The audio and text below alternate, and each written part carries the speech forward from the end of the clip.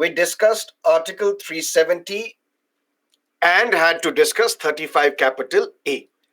Now let me briefly recap what did we discuss on Saturday.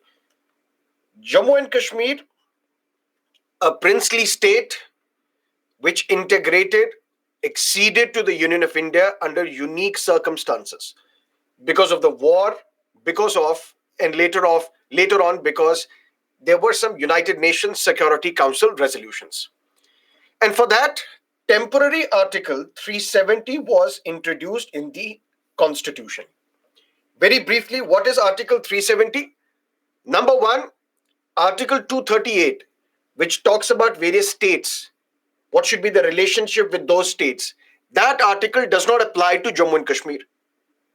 Only Article 1 and Article 370 apply to Jammu and Kashmir. Union list, state list, concurrent list.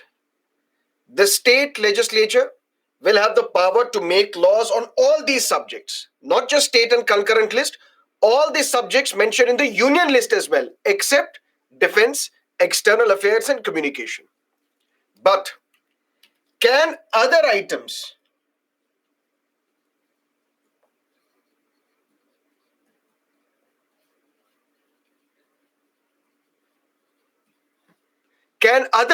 in the union list also be made applicable?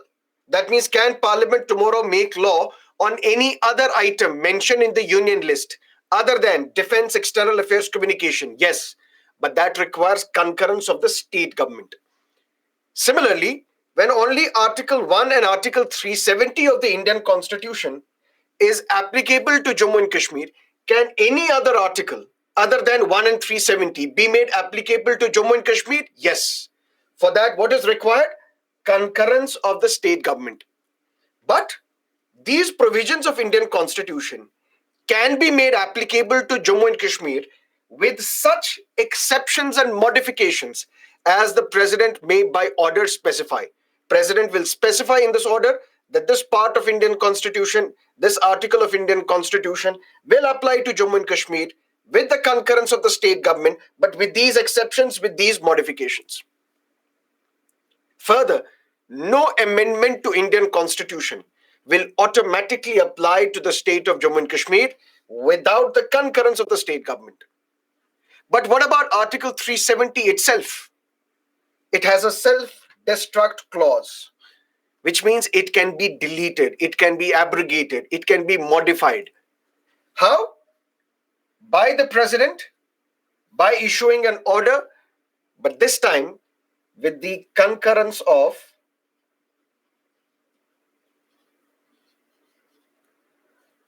Constituent Assembly.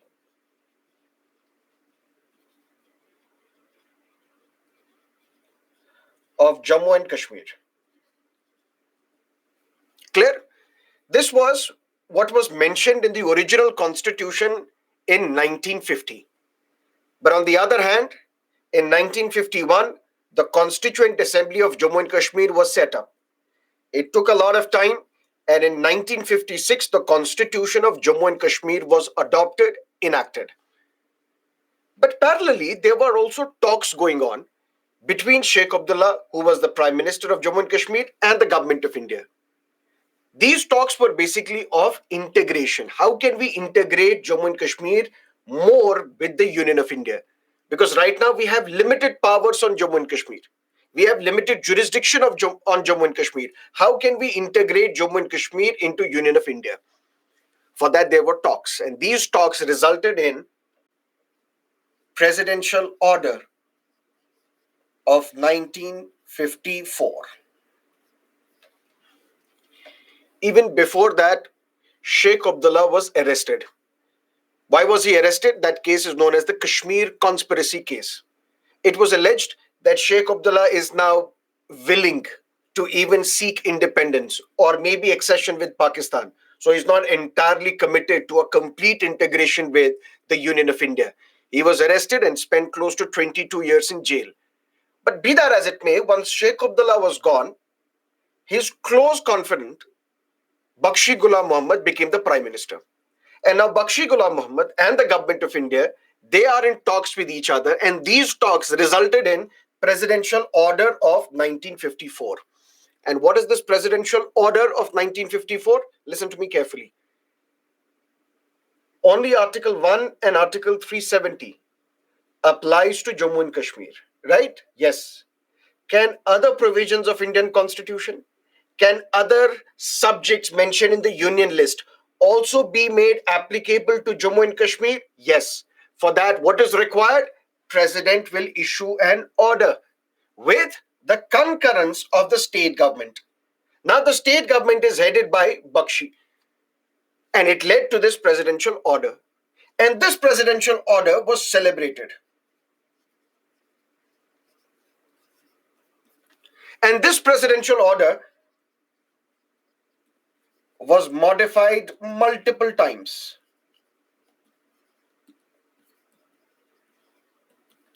Modified multiple times in a sense. This was issued in 1954, but over a period of time in 1960s, 70s, 80s, even 90s, this order was amended, modified, so that other provisions of Indian Constitution will also be made applicable to the state of Jammu and Kashmir. And it is celebrated because it was because of this order that Supreme Court got applicable to Jammu and Kashmir. Because of this order, UPSC got extended to Jammu and Kashmir. Because of this order, Finance Commission got applicable.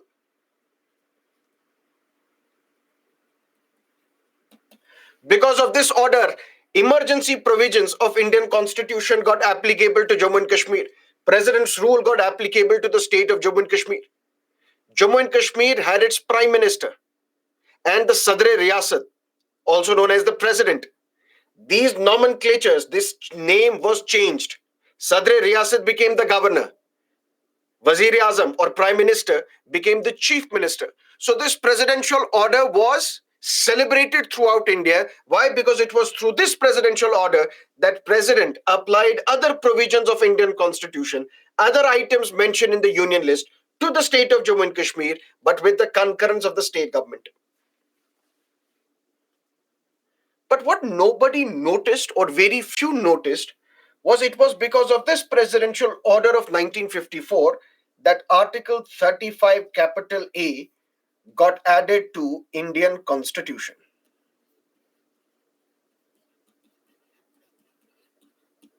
And what is this 35 capital A? This article of the Constitution, which is only applicable to Jammu and Kashmir, it empowered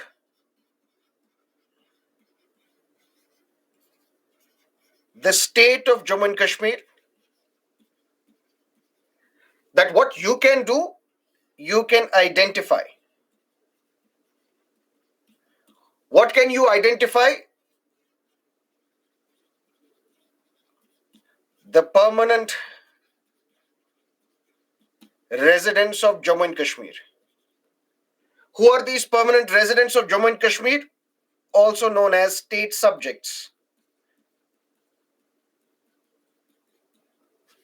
And then what you can do with these permanent residents of Jammu and Kashmir? Only them can get government jobs, can buy land, can acquire property, can get government scholarships. When the talks were going on between Bakshi and the government of India, ultimately these talks were on how can we extend Indian Constitution to Jammu and Kashmir? How can we add more and more union subjects, union list subjects for the state of Jammu and Kashmir? But for that, Bakshi said, I need some protection. What is the protection? We will apply most of the provisions of Indian Constitution to the state of Jammu and Kashmir, but we need to protect our state subject law. And what is that state subject law? In 1920s, when Maharaja Hari Singh was the ruler of Jammu and Kashmir, he was petitioned by the people from Jammu, he was petitioned by the people, the Kashmiri Pandits, that Maharaja, please do one thing. There are wealthy people coming from Punjab. There are wealthy people coming from India, because at that time J&K was the princely state. And these wealthy people, they will settle in Jammu and Kashmir, they will snatch our jobs, they will snatch our property, they will buy our land because our land is cheap, they have the money. So over a period of time, we will lose our influence in the state.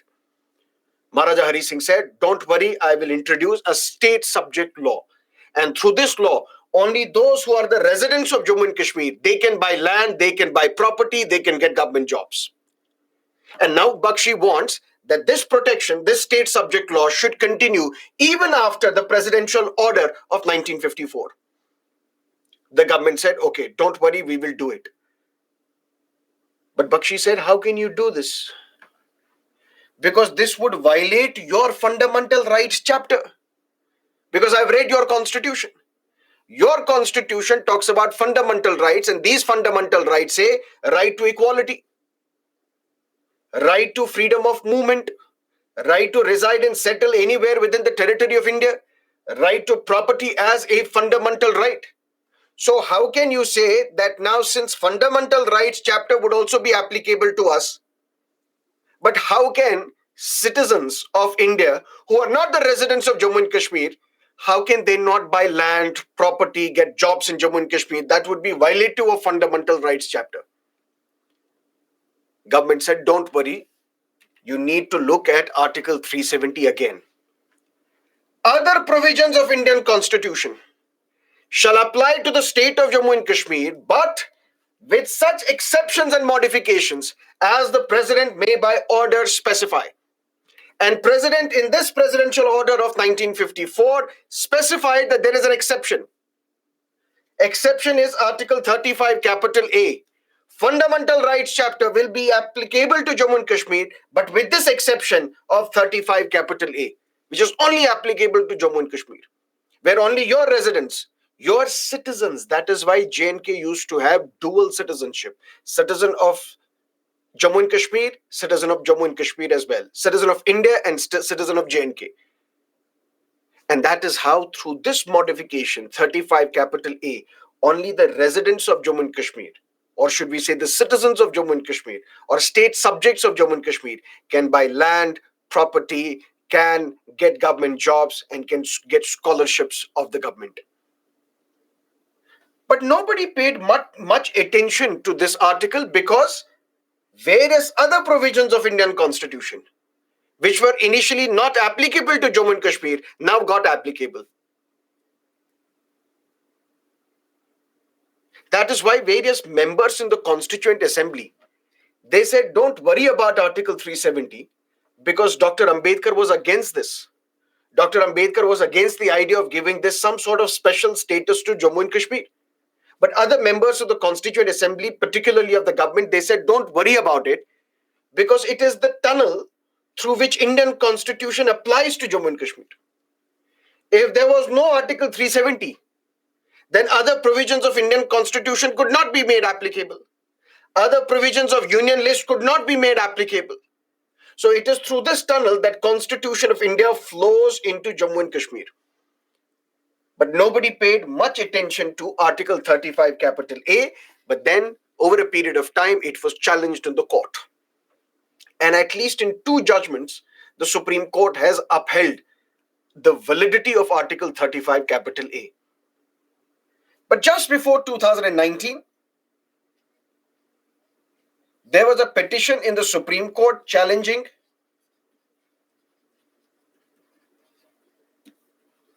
(35A). And what was the challenge? What was the ground of the challenge?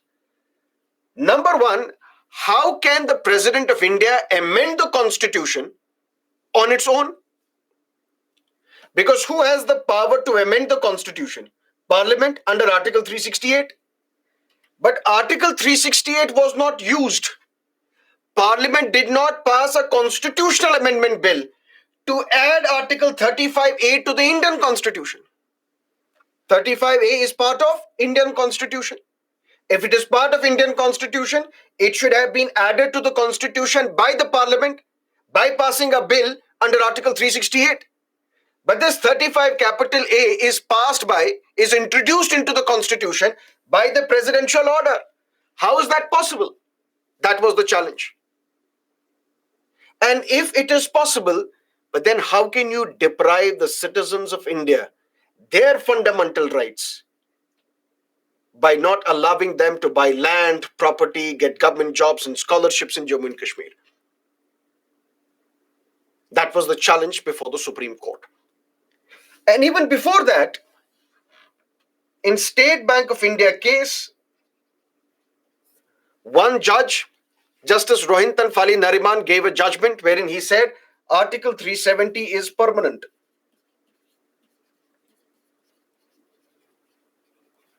It is now a permanent feature of Indian Constitution. That means it cannot be deleted, it cannot be abrogated, it cannot be modified. But BJP, which was in power at the center, which is in power in the center, it had three major important manifesto articles. Three major objectives that BJP wanted to achieve. And they promised to the people of India, if we come to power with a solid majority, we will include three important things when we are in government. Number one, we will take steps for the construction of the Ram temple at Ayodhya. Number two, we will strive to enact uniform civil code for all the citizens of India. And third, we will abrogate Article 370. So abrogation of Article 370 was high on the list of priorities for the BJP, because every political party has an ideology. BJP had this ideology, and that is why they wanted to get rid of Article 370. Why? Because one of the founding leaders of Janasangh, initially it was Janasangh. Janasangh is the predecessor of the BJP. One of the important leaders of Janasangh was Mr. Mukherjee.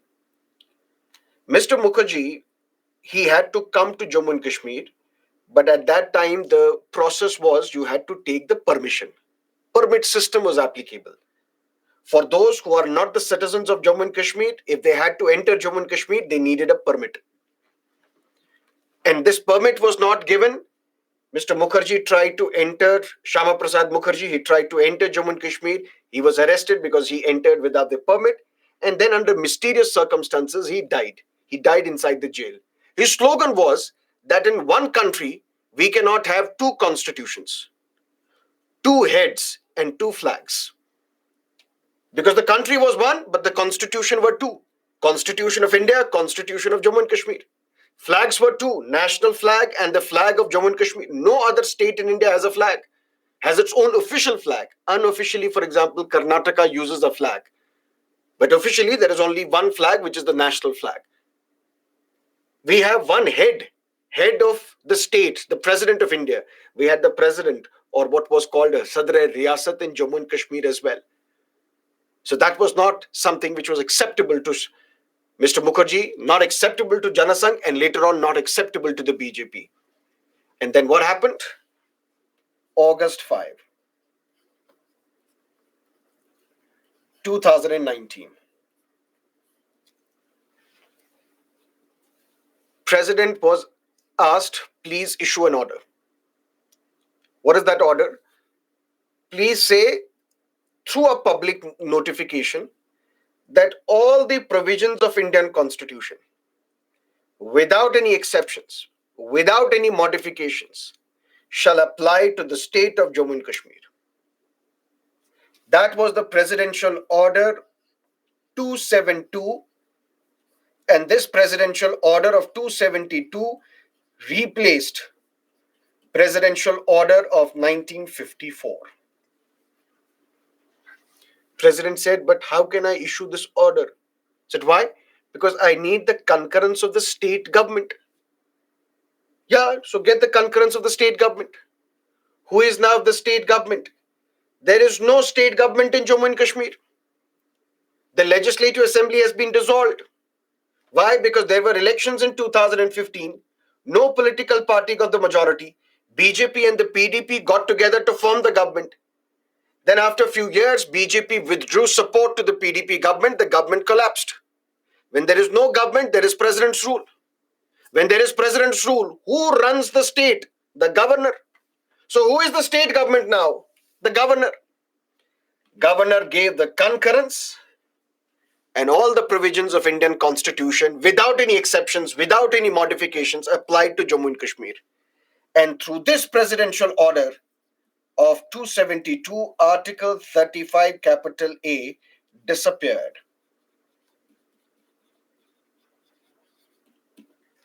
How? Very simple. Can any other item mentioned in the union list be made applicable to Jammu and Kashmir? Yes. Can any other article of Indian constitution be made applicable to Jammu and Kashmir? Yes. What is the process? President will issue an order. But this presidential order cannot be issued without the concurrence of the state government. Now what the president is doing? President is issuing an order. That order is known as Presidential Order 272. This order replaces the Presidential Order of 1954.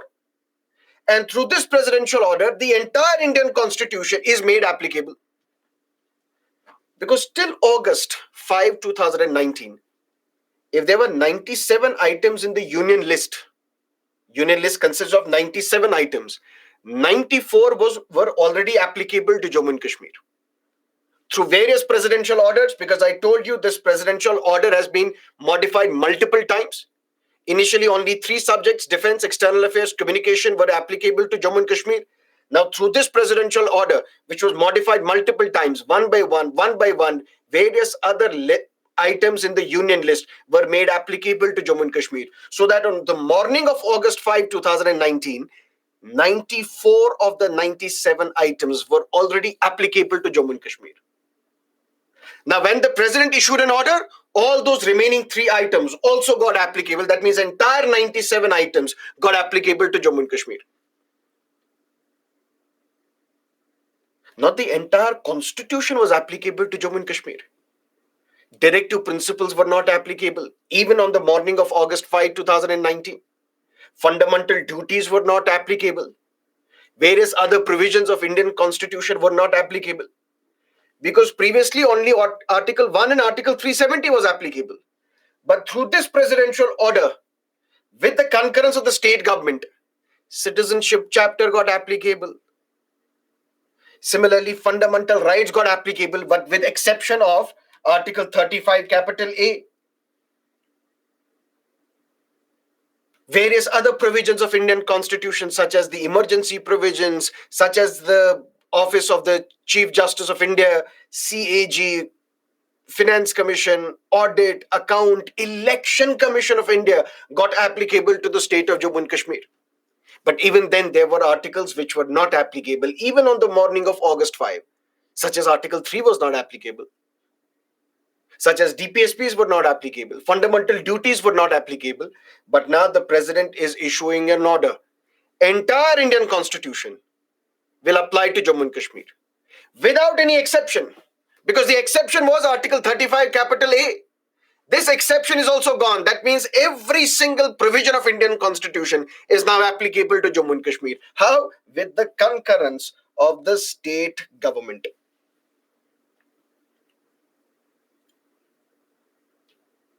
And then something else happened. On August 6, another presidential order was issued by the President of India. Declaration under Article 370, Clause 3 of the Constitution of India. What is Article 370, Clause 3? Self-destruct clause was used. Notwithstanding anything contained in the foregoing provisions, this article shall cease to exist or will exist with such modifications and exceptions as the President may by order specify. But for that, the concurrence of the Constituent Assembly of Jammu and Kashmir is necessary. But this presidential order says, in exercise of the powers conferred by Clause 3 of Article 370, President, on the recommendation of the Parliament, is pleased to declare that from August 6, all the clauses of Article 370 shall cease to be operative except the following. Now Article 370, which had clause 1, clause 2, clause 3, now will have only one clause. And what is that? All provisions of this constitution, as amended from time to time, without any modifications, without any exceptions, shall apply to the state of Jammu and Kashmir. That means now entire Indian constitution is made applicable. Previously, it had various clauses. All those clauses are gone. Only Article 370 remains. But how was this done? This was done with some painstaking work on the interpretation of the constitution. How? Number one,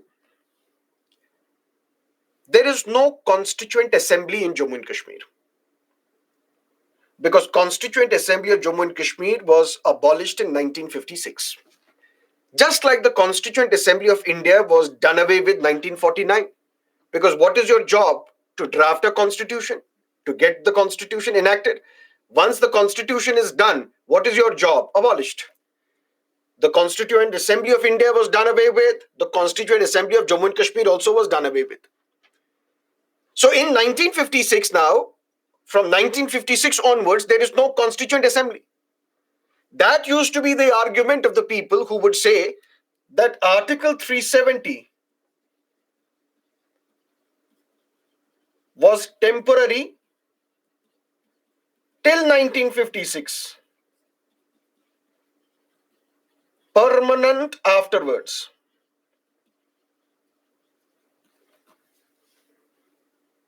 What was the purpose of the Constituent Assembly of Jammu and Kashmir, as promised by the government of India? That you have to draft your own constitution, and your constitution will define the relationship between the state and the Union of India. Till that time, we will have a temporary provision known as Article 370. And Constituent Assembly, you then decide what should happen to this Article 370 because you have the power. But Constituent Assembly, when it gave Jammu and Kashmir its constitution, it did not recommend anything on Article 370. One interpretation is, when it did not recommend anything on Article 370, it means they wanted Article 370 to continue. Or the other interpretation is that once Article 370 is made temporary, after the Constituent Assembly is gone, Article 370 should also go. But there is no Constituent Assembly, and that is the wording of Article 370, Clause 3. Provided that the recommendation of the Constituent Assembly referred to in Clause 2 shall be necessary. Without this, you can't do it.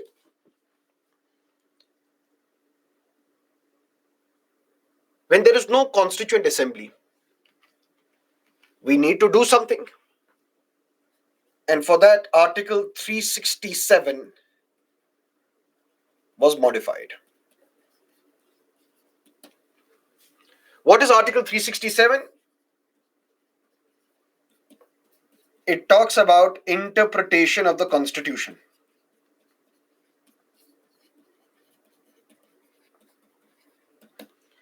For example, Constitution mentions scheduled tribes, scheduled castes. But who are these scheduled tribes? Who are these scheduled castes? We need to define them. We need to interpret them. That interpretation is added through Article 367. And now there is Constituent Assembly of Jammu and Kashmir. But there is no Constituent Assembly. What government asked the president to do? Issue Presidential Order of 272 on August 5, 2019. Please use Article 367 to modify Article 370. How can I do that? You issue an order, and through this order, any provision of Indian Constitution will be made applicable to Jammu and Kashmir. Yes. So we have a governor there who is the state government. So take the recommendation of the governor and modify Article 367. How? Say Constituent Assembly, which is mentioned in Article 370 of the Constitution, means or should be interpreted as Legislative Assembly of Jammu and Kashmir.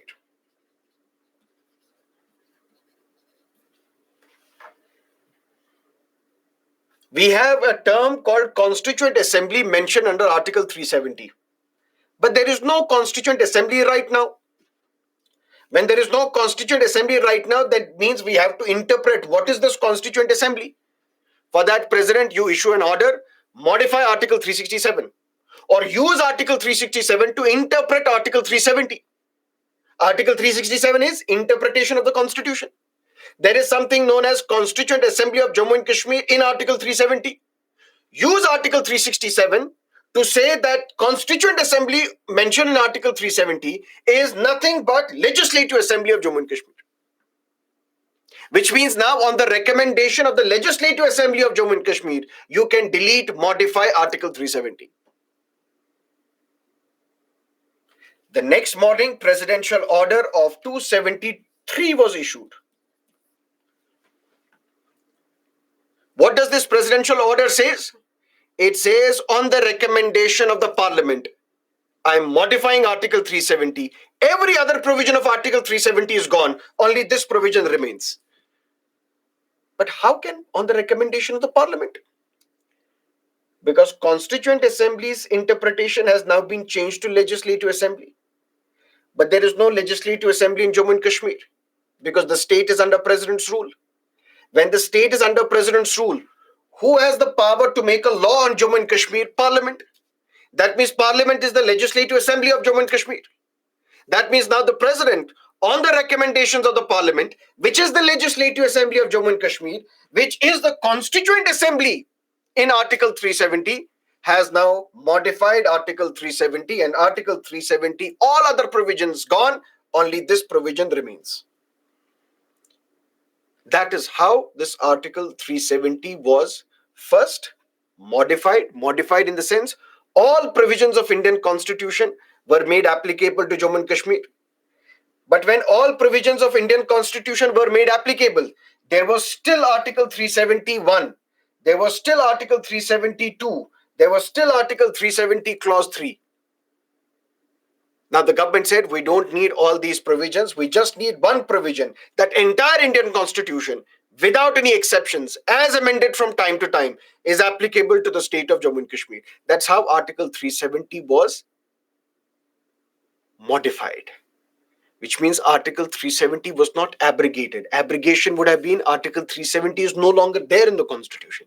It is still there, but without any power. Because the only provision which remains is entire Constitution is applicable to Jammu and Kashmir. That is Article 370. Any questions? Let me know.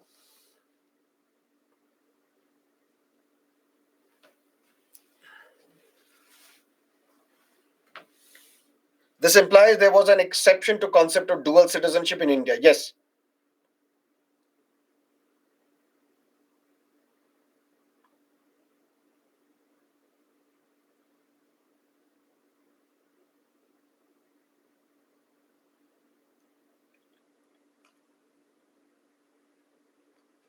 Whether this was done rightly or wrongly, constitutionally, unconstitutionally, legally, illegally, that is for the Supreme Court to decide. There is a petition which the Supreme Court, 5 judges of the Supreme Court, headed by the Chief Justice of India, has heard. All the arguments are complete. This matter has been reserved for judgment. At any point in time, we will see the Supreme Court issuing a date saying on this particular date, we will give the verdict on Article 370.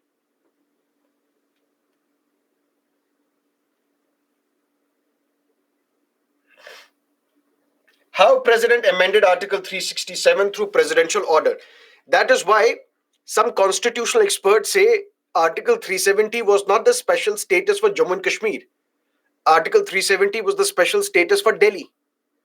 Because if for any other state, Article 367 was to be used or modified, you needed Article 368 to amend the Constitution. But for Jammu and Kashmir, all you need to do, President issuing an order with the concurrence of the state government. Because previously Article 1 and Article 370 are applicable. Now, can you use Article 367? Yes, by the presidential order with the concurrence of the state government. But there is one one thing, whether Supreme Court will agree to that or not, that remains to be seen. Ideally, Article 370 was to apply other provisions of Indian Constitution to Jammu and Kashmir, other provisions other than Article 1 and Article 370. If the president issues an order under Article 370 saying Article 367 is to be modified, but in reality he is modifying Article 370 itself, this cannot be allowed. This is wrong, because Article 370 can be used to add or to extend other provisions of Indian Constitution to Jammu and Kashmir.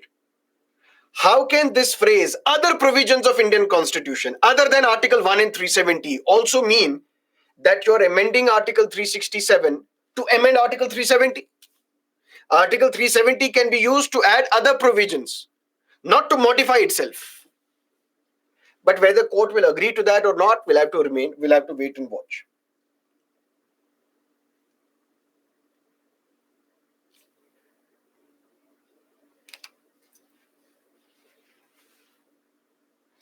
Another issue is, okay, just one last thing, otherwise we will be done with this. Once the judgment comes, we will have an elaborate discussion on this in a current affairs discussion.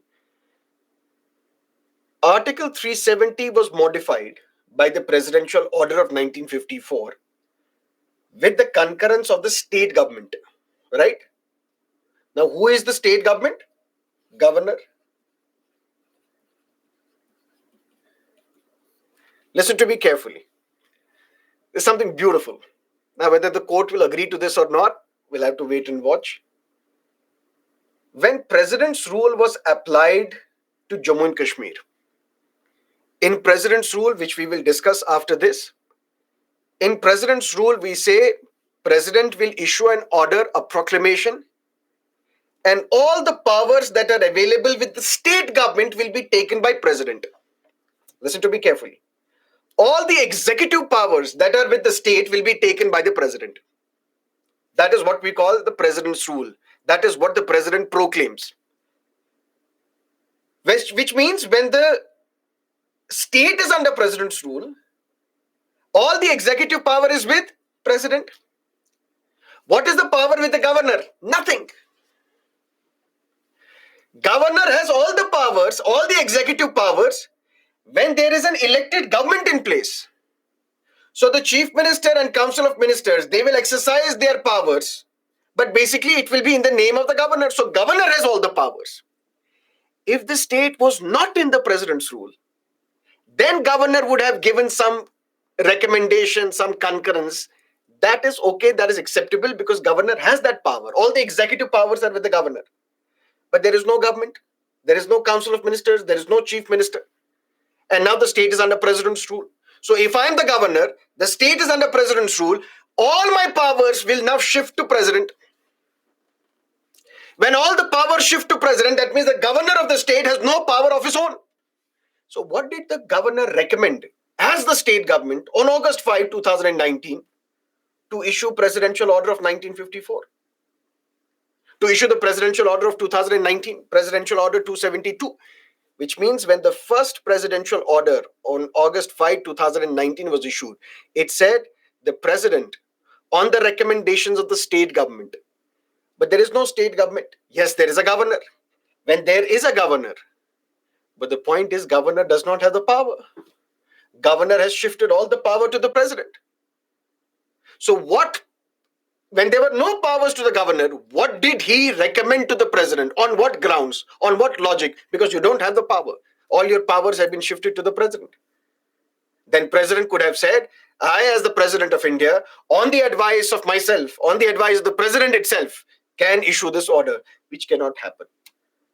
But whether the court will accept the reasoning or not, let's wait and watch.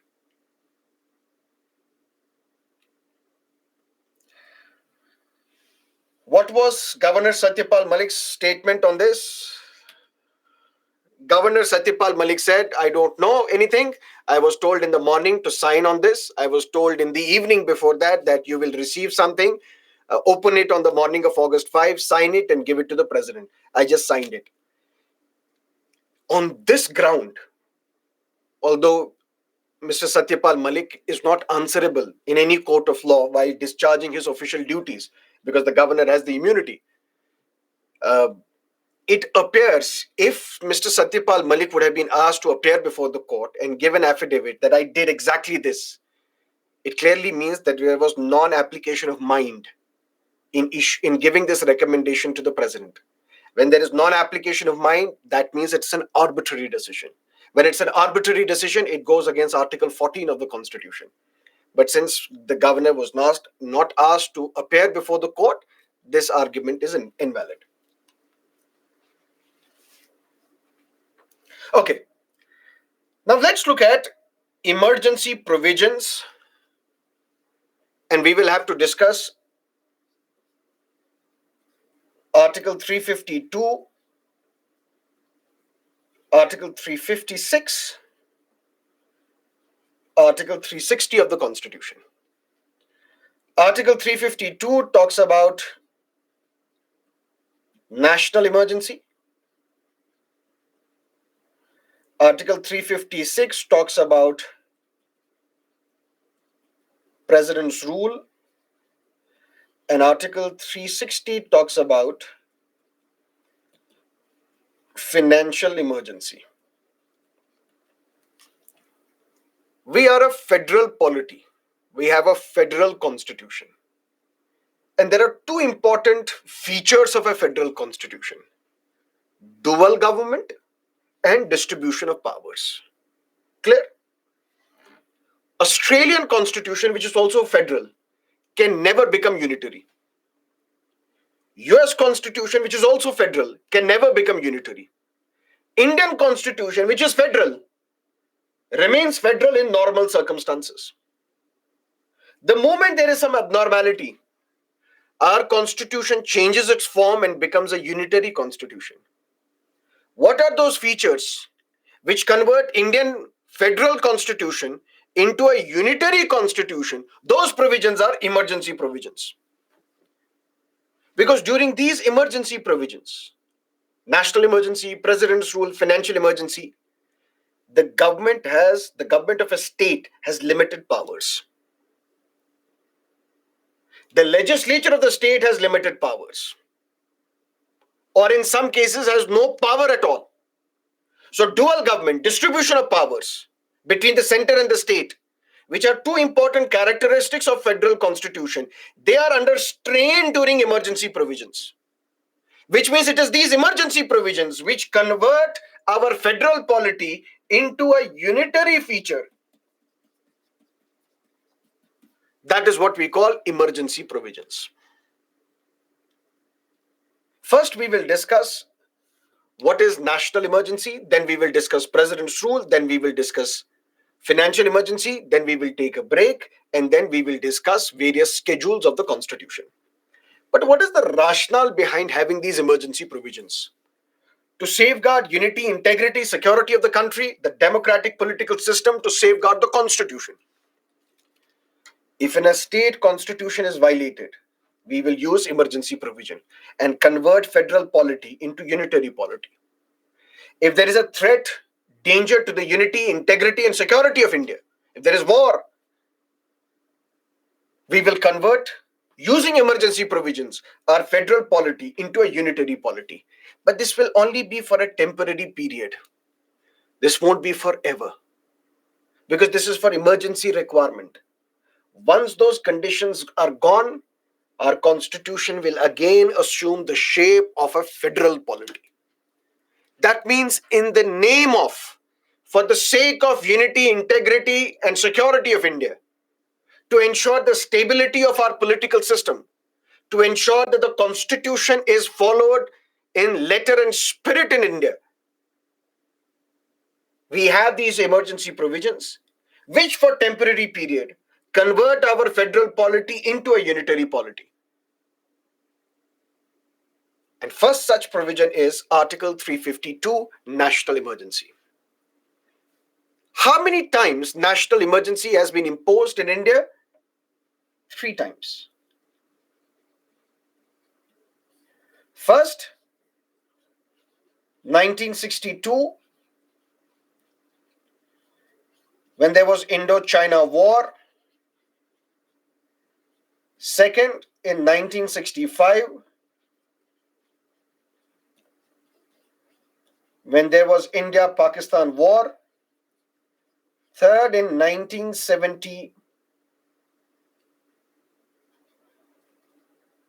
second, in 1971, when there was India-Pakistan War, which led to the emergence of Bangladesh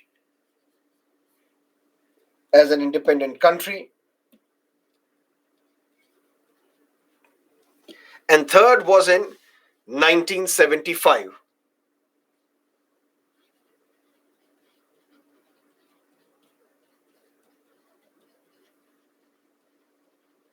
This was because of internal disturbance.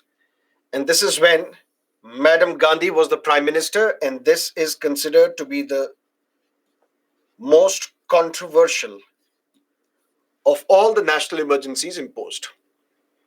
National emergency was imposed first in 1962 because of India-China War, then in 1971 because of India-Pakistan War, which led to emergence of Bangladesh. But now you would ask, sir, why not in 1965? Because in 1965 also there was a war between India and Pakistan. This emergency, which was imposed in 1962, was revoked in 1968. Which means during 1965 war, there was already emergency in place. So there was no need to impose another emergency because this emergency was revoked in 1968. Then it was imposed in 1971. And these two emergencies are not controversial because they were done for legitimate reasons. But 1971 proved to be controversial. 1975 one proved to be controversial when it was imposed when Madam Gandhi was the Prime Minister in June 1975. And this time it was not done because there was a war. It was done because there was something known as internal disturbance. But what exactly is national emergency? Constitution says under Article 352,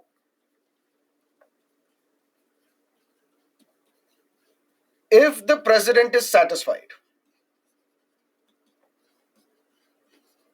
But we know it is not the personal satisfaction of the President because the President is a rubber stamp. He does not have or she does not have the real power. She exercises these powers only on the recommendations of the Prime Minister and the Council of Ministers. Which basically means if the President is satisfied, which means if the Council of Ministers headed by the Prime Minister are satisfied, then what the President can do? President can proclaim national emergency.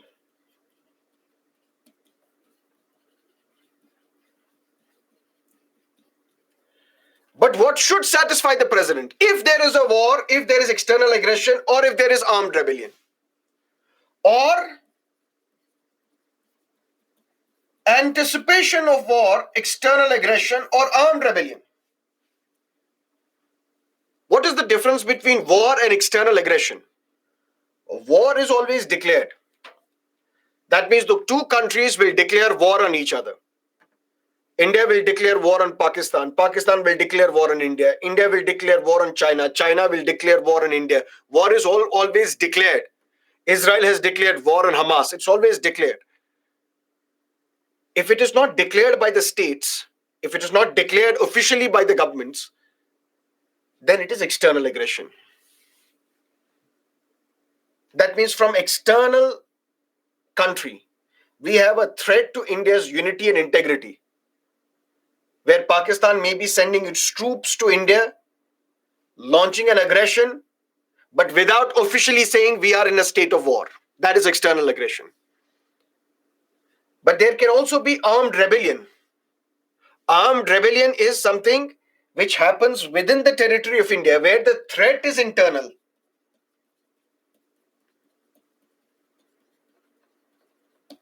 In war or external aggression, the threat is external. War is launched by an external enemy. External aggression, the threat is coming from beyond the borders of India. But in armed rebellion, the threat is coming from within the territory of India. Maybe within the territory of India, there are secessionists, there are Maoists, there are Naxalites who decide to take up arms and they want to overthrow the government in Delhi. That means there is an anticipation of an armed rebellion where people are rebelling in India within the territory of India. The threat is not external, the threat is internal. National emergency can be imposed. But it is not that war should have broken, external aggression should have started, armed rebellion would have been initiated, and then president will proclaim national emergency. No. If the president is satisfied that there may be war, that means he's anticipating. There may be war, there may be external aggression, there may be armed rebellion, even in anticipation of the war. If the president is satisfied, then the president can impose national emergency.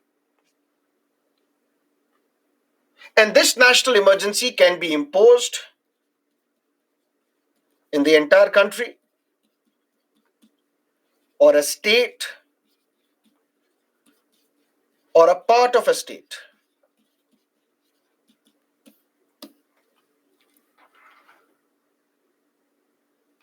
Which means it is not necessary that the emergency is imposed in the entire country.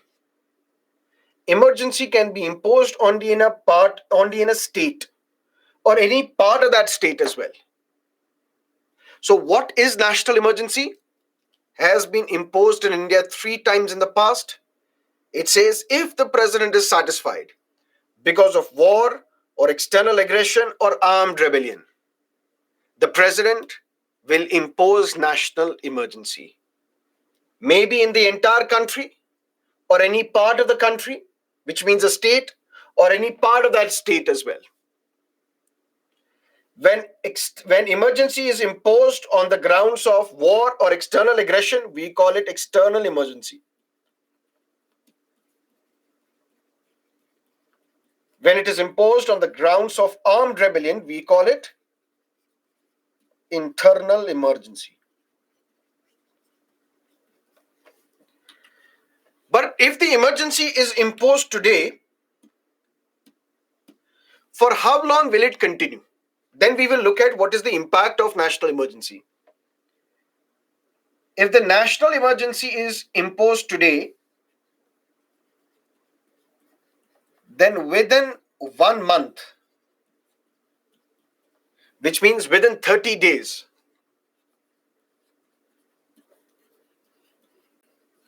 both houses of the parliament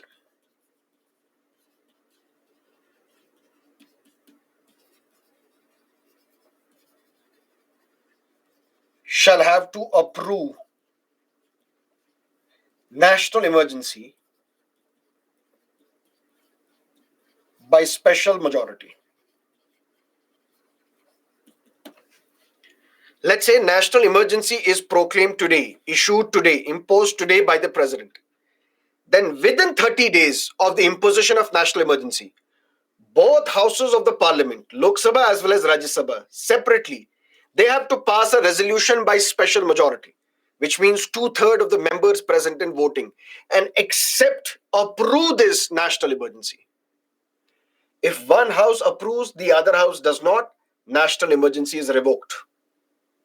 If both the houses do not pass a resolution by special majority, national emergency is revoked. But if both the houses pass a resolution by special majority approving this national emergency will continue for 6 months. Can it be extended further? Yes. Get the approval of the parliament again, and it will be extended for another 6 months. Can it be extended further? Yes. Get the approval of the parliament and extend it by another 6 months. That means every 6 months, you have to go back to the parliament, both houses of the parliament. If they pass a resolution by special majority, the president can extend national emergency for 6 more months, then for 6 more months, then for 6 more months. Is there any upper time limit? Can this national emergency be approved and continued forever and ever and ever every time, 6 months at a time. Can this happen? Yes, there is no upper limit. Why?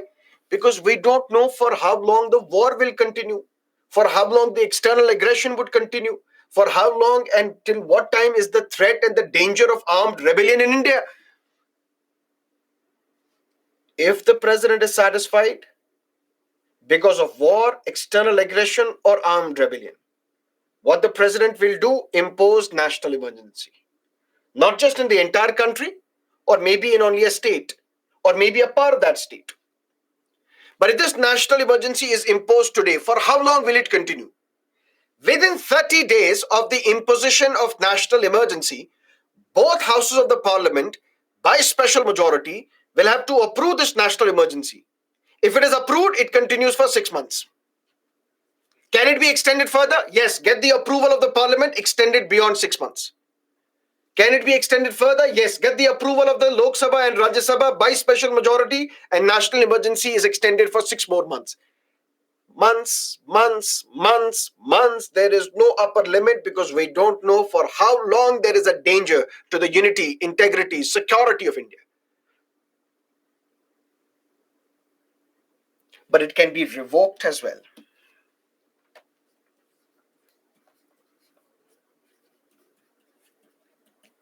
How is the national emergency revoked?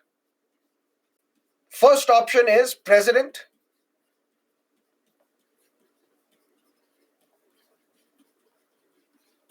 on the advice of cabinet. President imposes national emergency on the advice of the cabinet. President will revoke national emergency on the advice of the cabinet. Simple. At any time. Or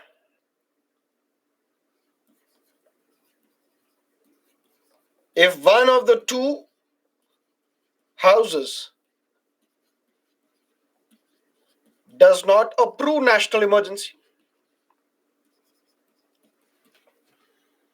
one house agrees, other house does not, and there is no such thing as joint sitting.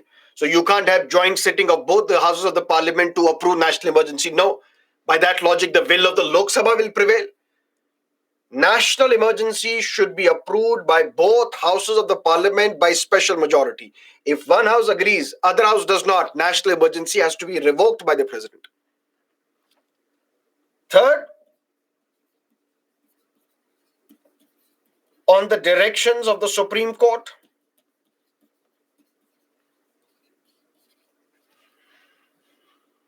if national emergency has been imposed, matter goes to the court, to the Supreme Court. In Supreme Court, we challenge the imposition of national emergency on the grounds of mala fide. If you can convince the Supreme Court that there was no need to impose national emergency, which means the intention of the president is bad, there was absolutely no need to impose national emergency. If the Supreme Court agrees, then on the directions of the Supreme Court, the president will have to revoke national emergency. Or fourth option, which is a special power given to Lok Sabha. What is that special power? Under Article 352, Clause 8, if Lok Sabha passes a resolution by simple majority,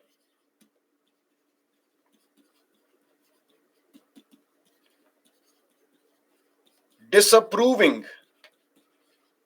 national emergency, this resolution is binding on the president.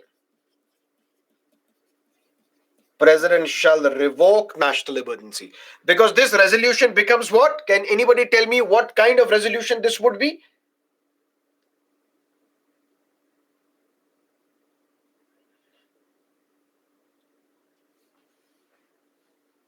Statutory resolution. Very good.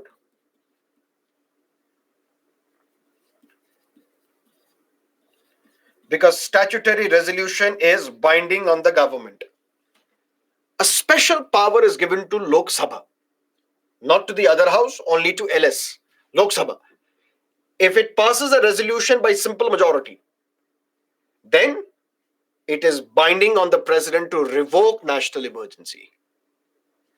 So what is national emergency? How it can be imposed, we know that.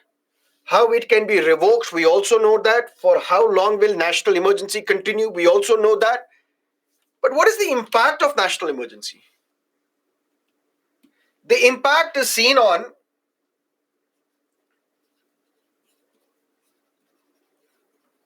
fundamental rights. The impact is seen on state executive. The impact is seen on state legislature.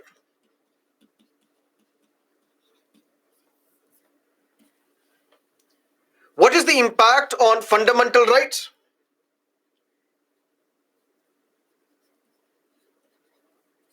When external emergency is imposed,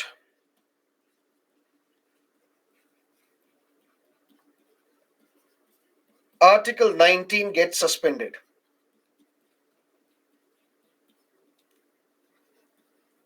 That too automatically.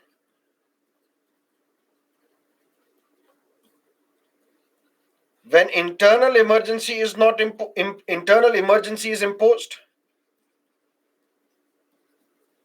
Article 19's enforcement is not automatically suspended. What about other fundamental rights? Then under Article 359, other fundamental rights can be suspended except Article 20 and 21.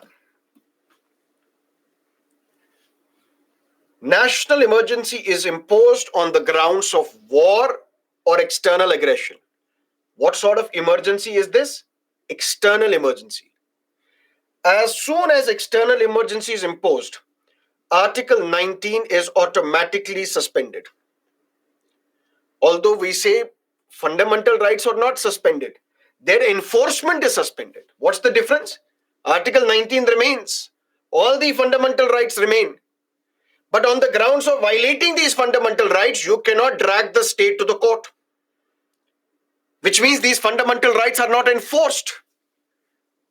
Otherwise, what is the difference between fundamental rights and directive principles? Fundamental rights are enforceable. Directive principles are not enforceable. That means if your fundamental rights are violated, you approach the Supreme Court will protect your fundamental rights. But during national emergency, when external emergency is imposed, Article 19 is suspended. If during this period your Article 19 is violated, you cannot approach the court. And it is normal as well. Article 19 says you have the right to assemble without arms at a public place. But there are bombs falling from the sky because there is war, there is external aggression. Your fundamental right needs to be restricted. No, I want to organize a rally. I want to move freely throughout the territory of India. I want to move freely to a state where there's a war going on between the two countries. No, my fundamental rights should not be enforced during this period. Why? Because forget about your fundamental rights now. Let's talk about ensuring the unity and integrity of India. First, the nation should remain. First, the nation should survive. Then you enjoy all your fundamental rights. Right now, please don't. The moment external aggression is imposed, external emergency is imposed, Article 19 is automatically suspended. But then what about other fundamental rights? President will issue an order under Article 359 on the advice of the government that Article 25 is also suspended. Your religious right. Public Article 16, Article 15, all fundamental rights can be suspended. Which means their enforcement can be suspended. Except Article 20 and 21. Even during emergency, you can't suspend Article 20 and 21. Which means if your right to life has been violated, you can still drag the state to the court. Which means even during national emergency, It is not that the judiciary will punish you for same offense multiple times. It is not that during national emergency the parliament will pass a criminal law and give it a retrospective effect. That is something that can't happen. But when the emergency is imposed on the grounds of armed rebellion, which is internal emergency, then Article 19 is not automatically suspended. Which means if it needs to be suspended, then President will issue an order under Article 359 and suspend Article 19. Then issue an order and suspend all fundamental rights except Article 20 and 21. So during national emergency, the first and the foremost effect of national emergency, impact of national emergency, is on fundamental rights. Then there is an impact on state executive. What is the impact? We have dual government, which means government in all the states and government at the center as well. We have state legislature, wherein we can say that we have distribution of powers. States can make a law under state list.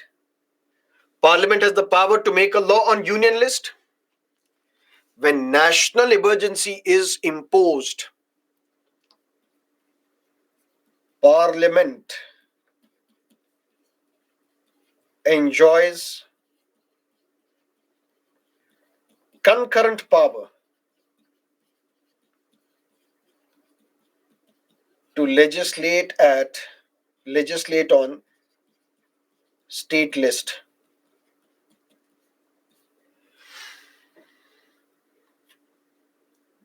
Listen to me carefully. Understand the expression, because when you write these words, Parliament enjoys the concurrent power to legislate on state list, it becomes a beautiful statement wherein you are explaining everything. Otherwise, you had to write Parliament also has the power to make a law on state list, while the state legislature also has the power to make a law on state list. This becomes a big two statements. You just have to write it in one line so that it conveys everything. We have union list. Who has the power to make a law on union list? Parliament. We have state list. Who has the power to make a law on state list? State legislature. We have concurrent list. Who has the power to make a law on concurrent list? Both Parliament as well as state legislature. During national emergency, all the items mentioned in the state list, we get a sense, we assume that all these items are in the concurrent list. That means both Parliament as well as the state legislature can make a law on state list. That means on law and order, on land, on agriculture, on police, on all these items, Parliament also has the right to make a law. Otherwise, only state legislature had the right. That means there is no such thing as distribution of powers during national emergency. But this is for temporary period. Once Parliament passes a law, this law is passed on the state list. Let's say police. This law continues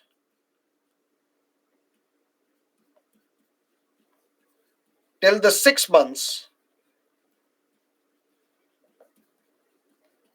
after the revocation of national emergency. For example, there is national emergency. Parliament is making a law on police, which is a state subject, but I can make a law right now. State legislature can also make a law, but I can also make a law. I am the Parliament, which means my law will prevail over the state law. Done. And this law, which is enacted on the state list, will continue as long as national emergency is in place. If national emergency is revoked today, this law will continue for a further period of 6 months. After that, it lapses.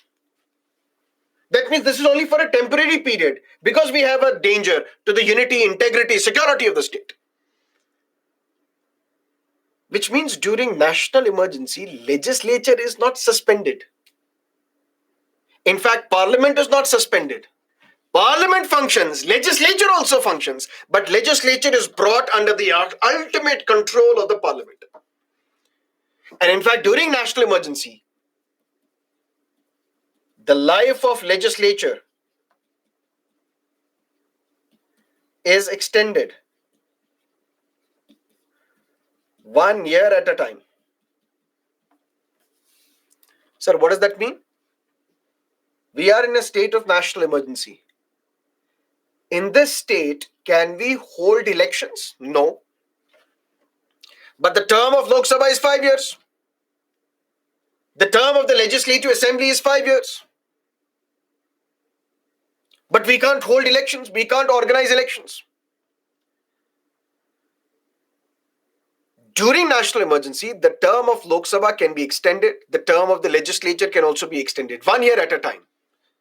That means the term was 5 years. Now the term becomes 6 years. In 6th year also, elections can't be conducted. Extend by another 1 year, 7 years. Extend by another 1 year, 8 years. That means during national emergency, the term of the legislature, the term of the Lok Sabha can be extended 1 year at a time. Something hilarious. What is the term of the Legislative Assembly in India? 5 years. Do you know Jammu and Kashmir was the only state in India where the term of the Legislative Assembly was 6 years? How is that possible? According to Article 370, any amendment of the Indian Constitution will not be applicable to Jammu and Kashmir without the concurrence of the state government. Clear? During emergency of 1975, Parliament amended the Constitution and said the term of the legislature, the term of the Lok Sabha also will be 6 years. Not 5 years, we are extending it to 6 years. There was a government in Jammu and Kashmir. They said it is good. The term of the Legislative Assembly is also extended to 6 years. We are giving our permission. This constitutional amendment will apply to us as well. That means for our Legislative Assembly, the term will be extended to 6 years. Then in 1978, Janata Party came to power. Janata Party said, no, we can't have the term 6 years. We will go back to 5 years. So now another constitutional amendment act was passed. The term of the Lok Sabha was reduced from 6 to 5 years. The term of the legislature was reduced from 6 to 5 years. But the government of Jammu and Kashmir said, we don't agree with this amendment. When we don't agree with this amendment, that means we will not apply this amendment to us. That means our previous situation continues, which means instead of 5, only for Jammu and Kashmir, the term of the Legislative Assembly was 6 years. But be that as it may, the point is, during national emergency, the term of the legislature can be extended 1 year at a time. Clear? What about state executive? Normally, Chief Minister and his Council of Ministers, they perform their own task. There was a bomb blast yesterday, unfortunately, in Kerala. If you read today's the Indian Express newspaper. Now, Mr. Amit Shah has also spoken to the Chief Minister of Kerala. But can Mr. Amit Shah interfere with the government of Kerala? No. Why? Because you have dual government. One government in center, one government in the state. But if national emergency is imposed, the state government is kept under control of the central government. That means central government will issue directives to the state government. These directives are binding. Normally, and we will discuss in center-state relations, there are certain directives which are binding on the state. But not all.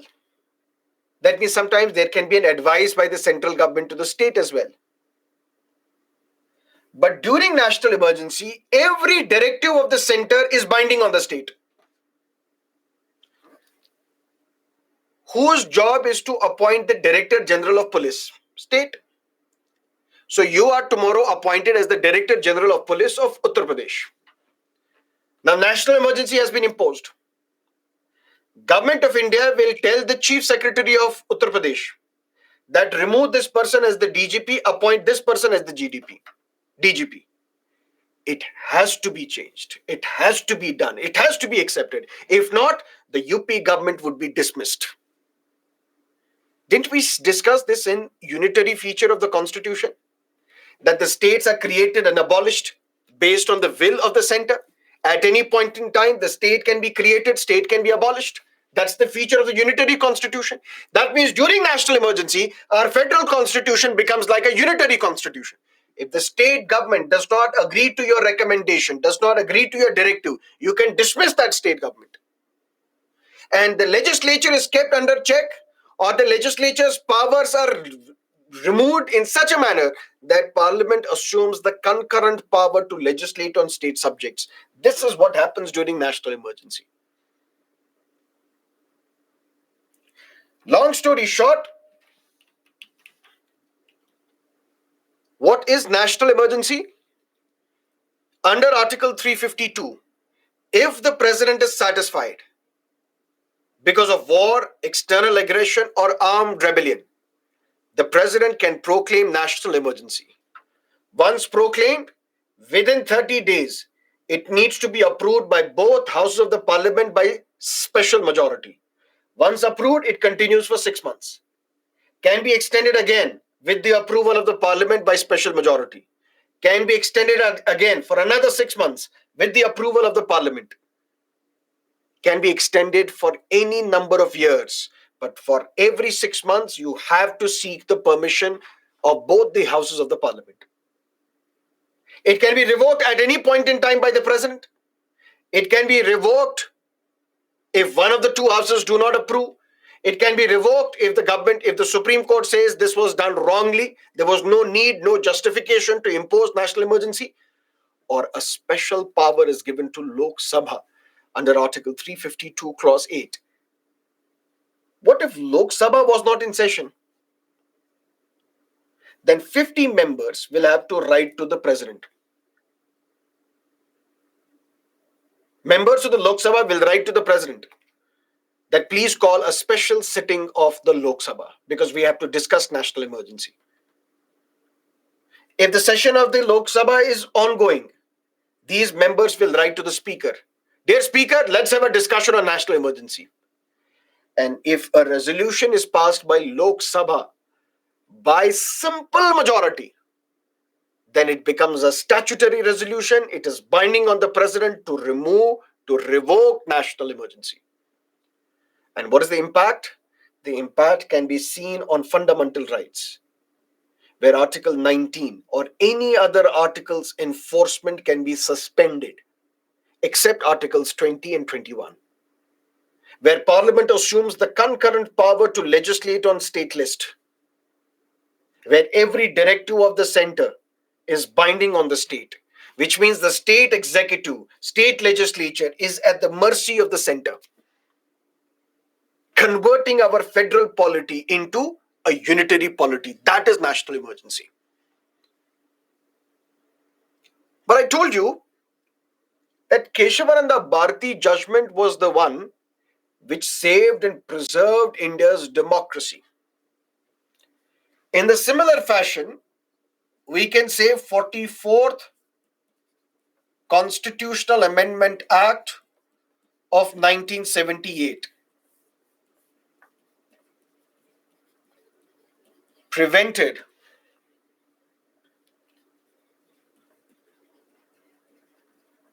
the misuse of Article 352.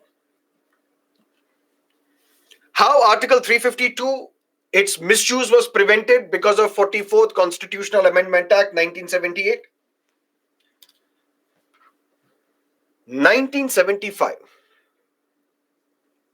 Srimati Indira Gandhi was the Prime Minister. President imposed national emergency. On what grounds? Internal disturbance.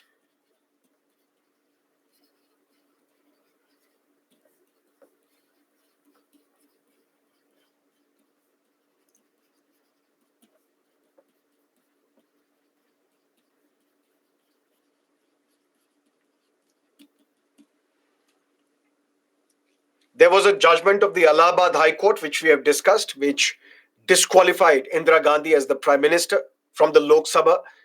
Matter went to the Supreme Court, but maybe the government anticipated that maybe Indira Gandhi would be disqualified. On the advice of her advisors, she imposed national emergency. She asked the president to impose national emergency. Why? Because there was something known as the Sampurna Kranti revolution. Total revolution campaign was launched by J Prakash Narayanan from Bihar. Initially, it was led by the students in Gujarat, then traveled to Bihar, then traveled in different parts of the country. It was a movement against corruption. And when there were these protests and rallies of Sampurna Kranti, total revolution launched by JP, this, Madam Gandhi said, amounts to internal disturbance. And on the grounds of internal disturbance, she advised the president, please impose national emergency. After national emergency, Janata Party came to power and it promised the people that we will undo the damage to the constitution made by Mrs. Gandhi during emergency. And they had the eyes set on how do I prevent the misuse of Article 352? How should we ensure that after 1975, we will never see the misuse of Article 352? Constitution was amended, 44th Constitutional Amendment Act, 1978. This term, internal disturbance, which is very vague. Anything can be internal disturbance. There are protests, internal disturbance. There is stone pelting, internal disturbance. But this internal disturbance was replaced with armed rebellion. Now, unless and until there are people who raise arms, who through armed rebellion, who through the use of force want to overthrow the state, we cannot impose emergency. So internal disturbance was replaced with armed rebellion. That is one thing that has happened that has prevented the misuse of Article 352, which means after 1975, national emergency has never been imposed. Second change which happened, oral advice changed to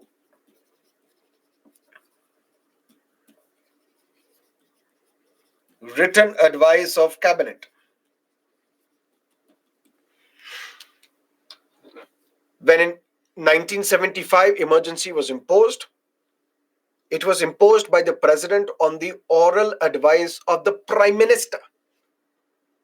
Because constitution only said national emergency can be imposed by the president on the advice of the prime minister. And prime minister unilaterally on her own gave the advice to the president. But who is the prime minister after all? You don't have any independent power. We have a cabinet form of democracy where cabinet has to take a decision and then this collective decision of the cabinet should be communicated to the president. It was argued that Prime Minister Mrs. Gandhi advised the president without consulting the cabinet colleagues. After the emergency was imposed, next morning she is asking for a cabinet meeting, inviting the cabinet ministers for the meeting, and there she is informing them, you know what? Emergency has been imposed. But nobody could challenge her at that time. But in 1978, 44th Amendment, this was specifically done away with. From now onwards, President can impose national emergency only on the written advice of the cabinet. Previously, national emergency once imposed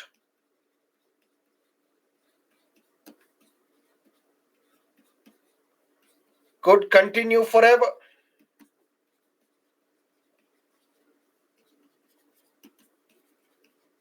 Till revoked by president.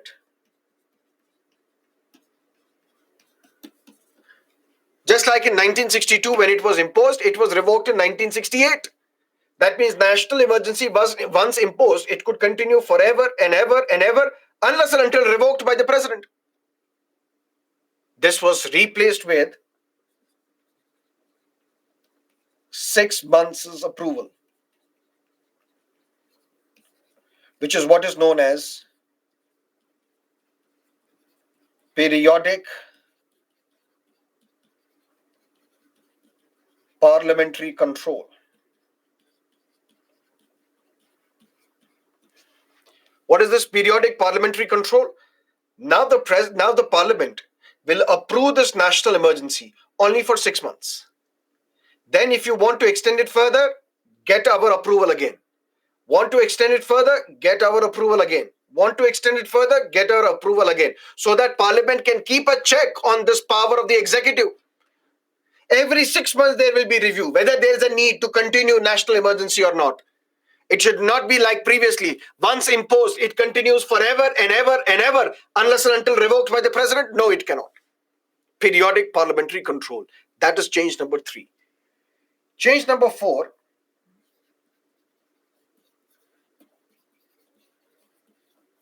Simple majority ratification.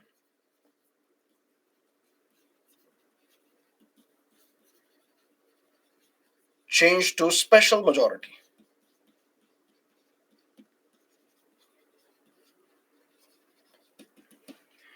Previously, once imposed, national emergency was to be approved by both houses of the parliament by simple majority. Now, in 1978, this simple majority ratification was changed to special majority. Now, both the houses will have to approve national emergency by special majority, by a tougher majority. Fifth, ratification was required within 2 months. Changed to 1 month. Previously, once national emergency was imposed, it should have been approved by both houses of the parliament by special majority within 2 months. In 1978, it was changed. Now, both houses of the parliament shall have to approve national emergency by special majority, but within 1 month. Previously, all fundamental rights, their enforcement was suspended. 1978, changes made were except Article 20 and 21. Previously, during national emergency, all fundamental rights enforcement could have been suspended, including Article 20, including Article 21. But now, because of the 44th Constitutional Amendment Act, now the fundamental rights, except Article 20 and 21, their enforcement can be suspended. Under no circumstance can Article 20 and 21, their enforcement be suspended, even during national emergency. So this national emergency, which was misused in 1975, how do we prevent the misuse of this national emergency? For that, Parliament has enacted a law, amended the Constitution, 44th Constitutional Amendment Act, 1978. And all these changes, all these modifications made has prevented the misuse of Article 356. And there is a judicial review.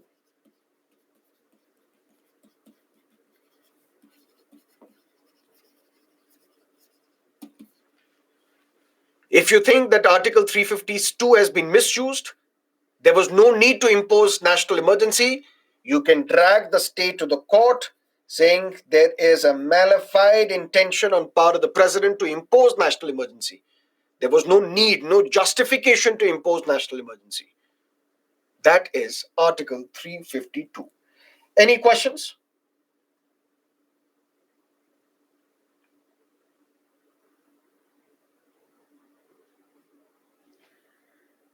This power of judicial review, that judiciary can review the imposition of national emergency, it was provided in 1978.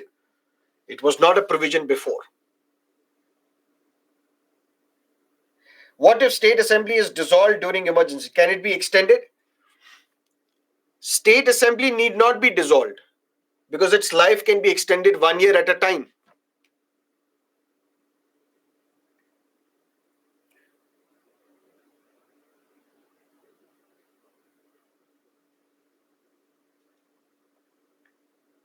So during COVID-19 lockdown in the entire country, why it is declared as national emergency? National emergency was not declared during COVID. If the next year is election and to avoid being defeated in the upcoming election, the government suppose apply emergency, would it be held valid?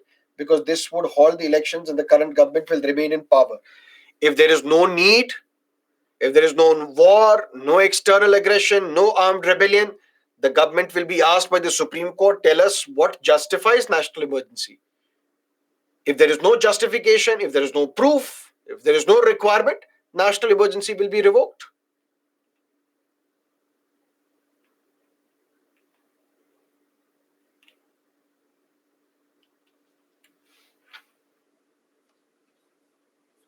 And this Article 352, Clause 8,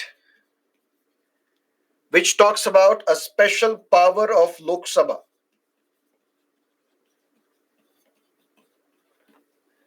This was also introduced during the 1978 amendment, 44th amendment, that now Lok Sabha will have a special power. If Lok Sabha passes a resolution by simple majority, it becomes binding on the president to revoke national emergency.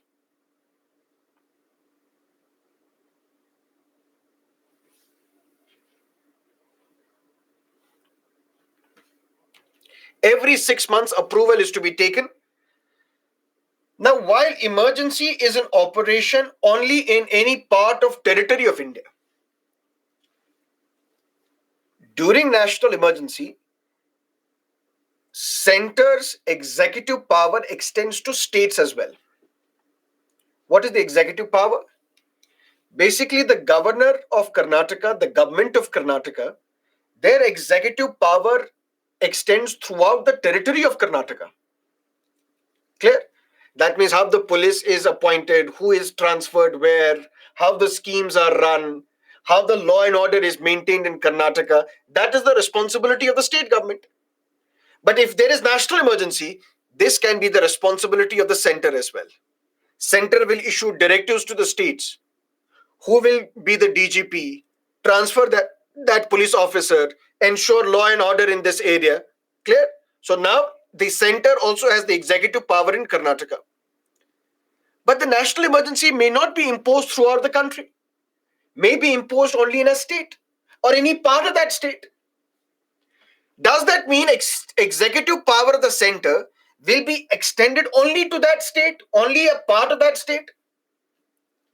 No, it can extend to any other state which is connected. Connected in the sense, let's suppose national emergency is imposed in Rajasthan or any part of Rajasthan which shares border with Pakistan. But there are neighboring states as well. Executive power of the center can extend to these neighboring states as well. Why? We can tell the police, the state government in UP, not in UP, the state government in Gujarat, that you take these decisions. That means the center's executive power is extended to Gujarat as well. Why? Because Gujarat is closer to Rajasthan. It can extend to any state other than the state in which or any part of which the proclamation of emergency is in operation. Long story short, emergency is in Rajasthan or any part of Rajasthan which shares border with Pakistan. Normally, it should have been that central government will issue directive to Rajasthan government. Only Rajasthan government, because emergency is only in Rajasthan, not in other states. But during national emergency, the executive power of the center can extend to any other state also. Even if in those states, emergency is not imposed. Because we may need to provide directives to Rajasthan as well, to other neighboring states as well, to Punjab as well, to ensure that this threat from the external enemy is contained. That is national emergency. And that is Article 352.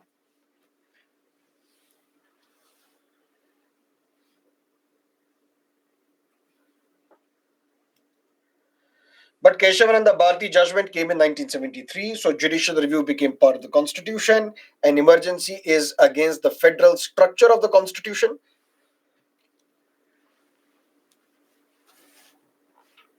Is emergency against the federal structure of the constitution? No. Why? Because this is part of the constitution itself to protect the unity, integrity of India. And it is also meant to be for a temporary period. Once national emergency is over, once war is over, we will go back to a federal polity. That is why our constitution is amphibian in character, sometimes federal, sometimes unitary. In normal circumstances, it's federal. In abnormal circumstances, it is unitary.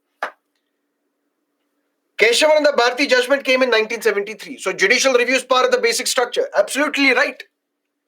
But in Keshavananda Bharati judgment, Supreme Court did not say judicial review is part of the basic structure. Supreme Court said there is something called basic structure, which you cannot touch, which you cannot change, you cannot alter. Judicial review as part of the basic structure, that was told by the Supreme Court in 1980 in Minerva Mills case. Minerva Mills case in 1980 said judicial review is part of the basic structure of the Constitution. In 1973, Supreme Court said there is something called basic structure. Rule of law is part of the basic structure. But judicial review, is it part of the basic structure? That was told by the court in 1980 in Minerva Mills case.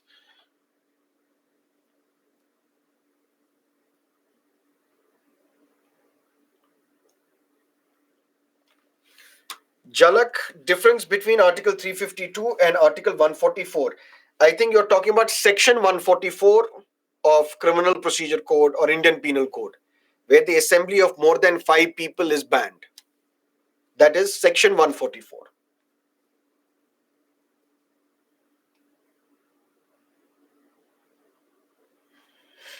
Okay. Now let's look at President's rule. Or do we need a break before that?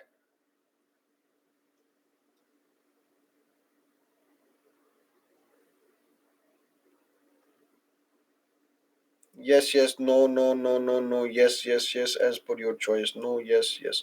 Okay. 7:40. Let's meet 7:55 a.m.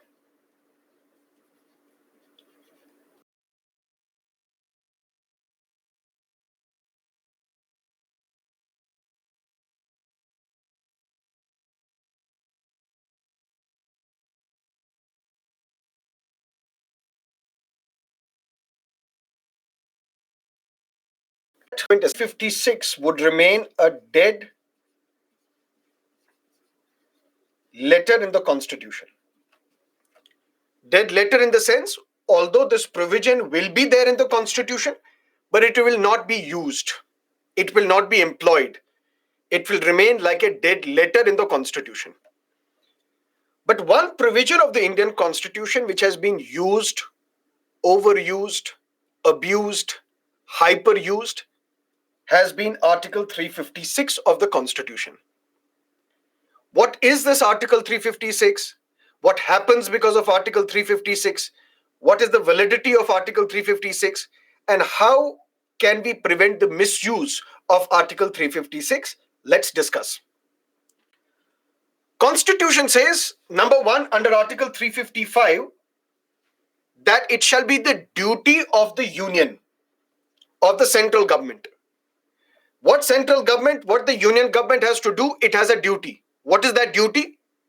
Two important duties. One, it has to protect every state against external aggression, against internal disturbance. That means every state is to be protected by the union from external enemy, from internal disturbance. That's the duty. And duty number two, it also has to ensure that the government of every state has to be carried out in accordance with the Constitution. If there is one constitution for the entire country, but there is a state which is not abiding by the Constitution, which is violating the Constitution, it shall be the duty of the center, union, to ensure that Constitution is followed in every state.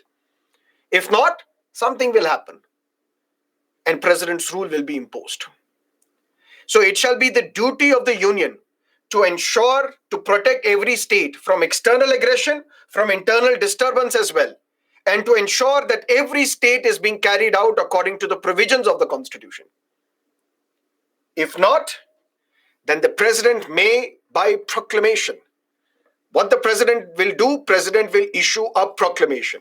And through this proclamation, what it will do, what the president will do, all the executive powers of the state will be taken over. Which means the first casualty in a president's rule is Chief Minister and Council of Ministers, they're dismissed.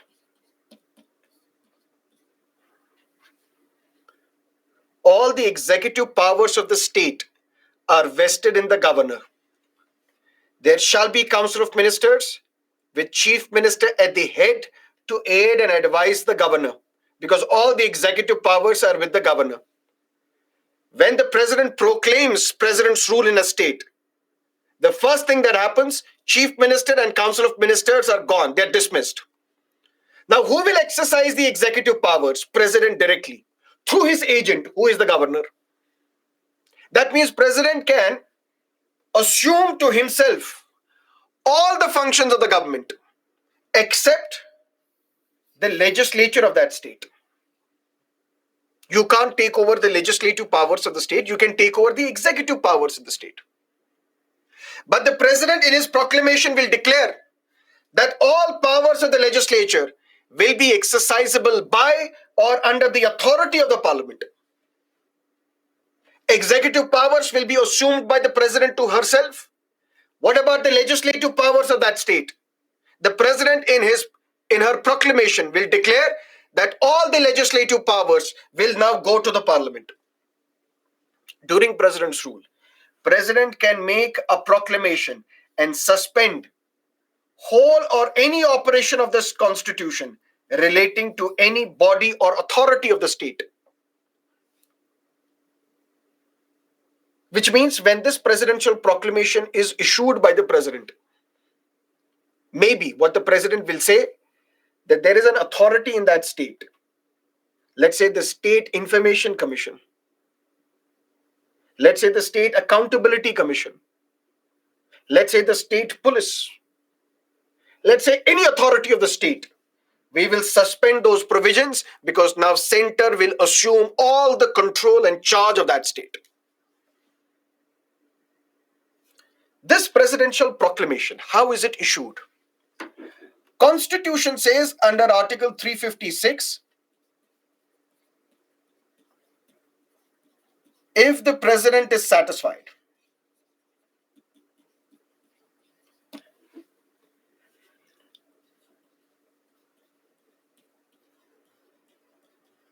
on the basis of the report of the governor or even otherwise,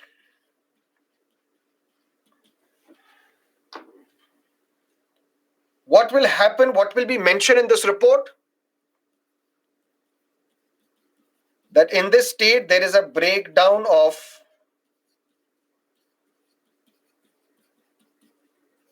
constitutional machinery.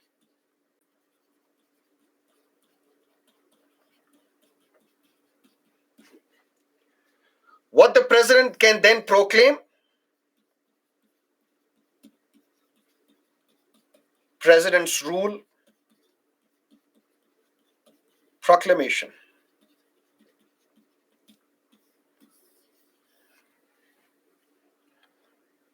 Article 356 of the Constitution, President's rule, which Dr. Ambedkar hoped would remain a dead letter, will never be used, will never be employed, but it has been misused. And more than 111 times President's rule has been imposed in different states of this country since the commencement of the Constitution in 1950. Article 355 imposes two duties on this union, on the center. Duty number one, you have to protect every state from external enemy, from internal disturbance. Duty number two, you have to ensure that every state is being carried out in accordance with the provisions of the Constitution. In every state, Constitution should be followed. If Constitution is not followed, then we say it is breakdown of constitutional machinery. Then Article 356 will be applicable. Which means under Article 356, if the president is satisfied, and we know it is not the personal satisfaction of the president, it is the satisfaction of the cabinet, headed by the Prime Minister. But the report of the governor is important. If the governor submits a report, and in this report, the governor explains that in my state there is breakdown of constitutional machinery. If the president is satisfied by this report, that yes, indeed there is breakdown of constitutional machinery, president will proclaim president's rule under Article 356. And what will happen because of that? First, Council of Ministers dismissed. Chief Minister, you're gone. Your ministers are gone. All your executive power will now be taken over by me. I am the President of India. What about the legislative powers? That will be exercised by the parliament. Parliament will become the legislature for that state. Which means no dual government because the government of the state is dismissed. No distribution of powers because now parliament, which is the central legislature, will make laws on behalf of the state legislature. That is the impact of president's rule. But normally what happens is that the governor will submit this report.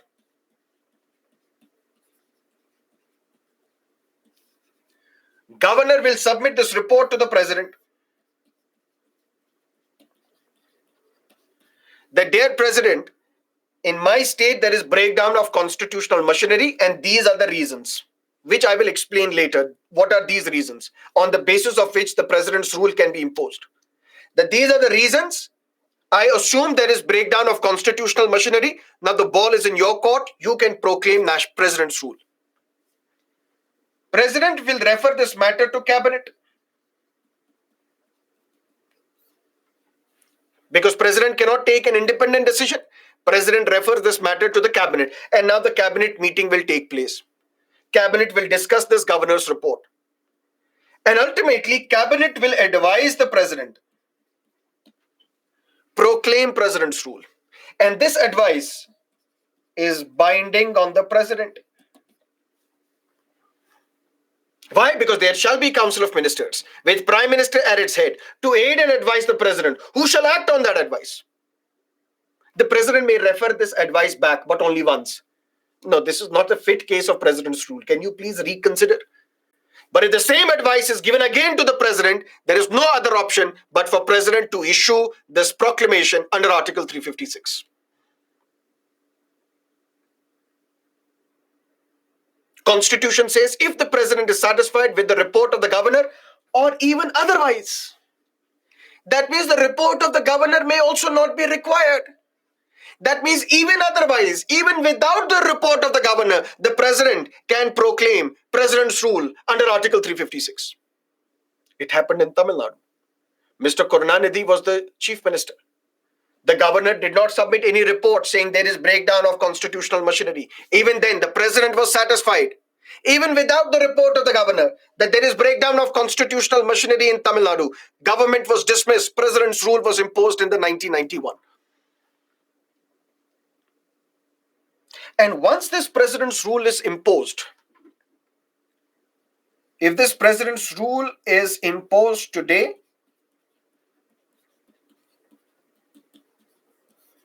then within 60 days, which means within 2 months, both Lok Sabha and Rajya Sabha shall have to approve president's rule by simple majority.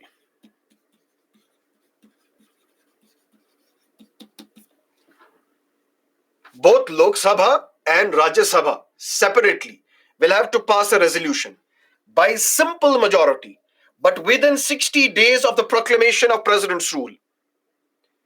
If it is approved by both houses of the parliament separately, president's rule continues for 6 months. Can it be extended further? Yes, for another 6 months. Can it be extended further? Yes. But if 2 conditions are satisfied.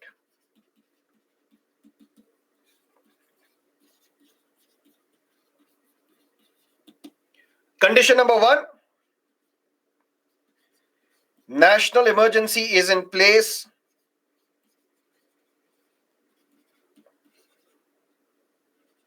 in any part of that state.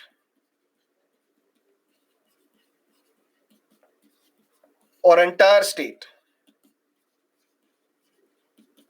Or number two,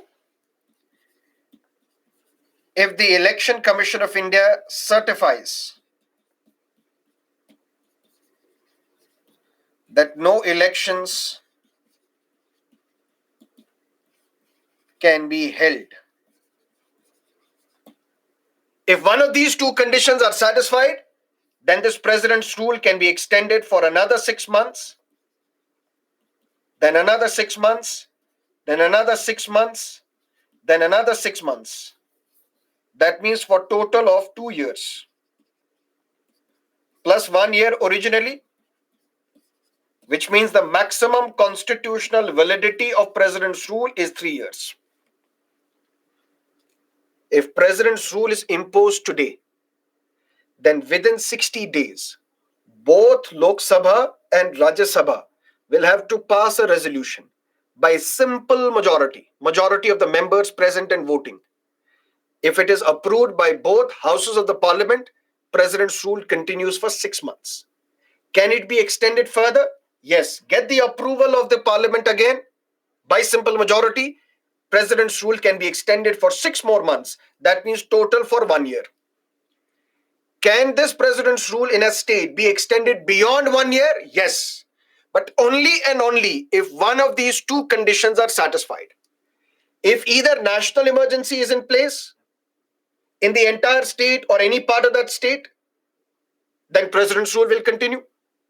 Or if the Election Commission of India certifies that in this current security scenario, in the current existing situation, it is not possible to hold elections, it is not possible to organize elections, then the president's rule can continue for 6 more months, then 6 more months, then 6 more months, then 6 more months, but only for a maximum of 2 more years. That means the maximum constitutional validity of a president's rule is 3 years, mentioned in the constitution. But in Punjab, president's rule was extended for 6 years, for 5 years. First for 4 years, then for 5 years. How is that possible? Because if you want to extend president's rule in a particular state beyond 3 years,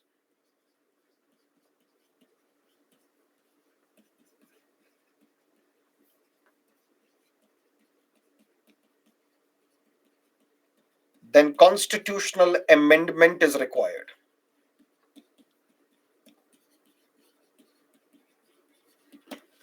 If the constitution says something, but you go against the constitution, you can't do that.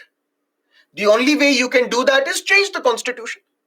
If the constitution says maximum validity of president's rule is 3 years, subject to 2 conditions.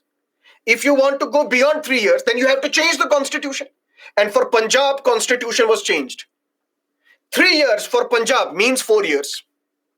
Then even in 4 years, condition was still not normal because there was Khalistani uprising in Punjab in the 1980s after the attack after the Operation Blue Star.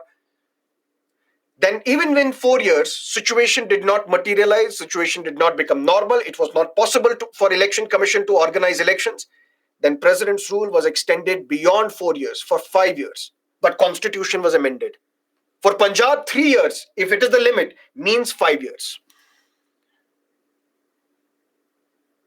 But for Jammu and Kashmir, president's rule continued for 5 years, 6 years as well. And no constitutional amendment act was required. Why? Because for J&K, previously, there used to be governor's rule for 6 months under section 92 of J&K constitution. That means for Jammu and Kashmir, previously, there used to be a provision known as governor's rule. Governor's rule could be imposed for 6 months. If there is a breakdown of constitutional machinery, but the constitutional machinery according to the constitution of Jammu and Kashmir. But once this 6-month period is over, then Article 352 will be applicable to Jammu and Kashmir. and there is no upper limit to the time of Article 352 in J&K. When the president proclaims president's rule for Jammu and Kashmir under Article 356, there is no upper limit. That is why president's rule continued beyond 5 years, 6 years in J&K as well. That was prior to 2019, not now. That was prior to 2019 when J&K had a special status.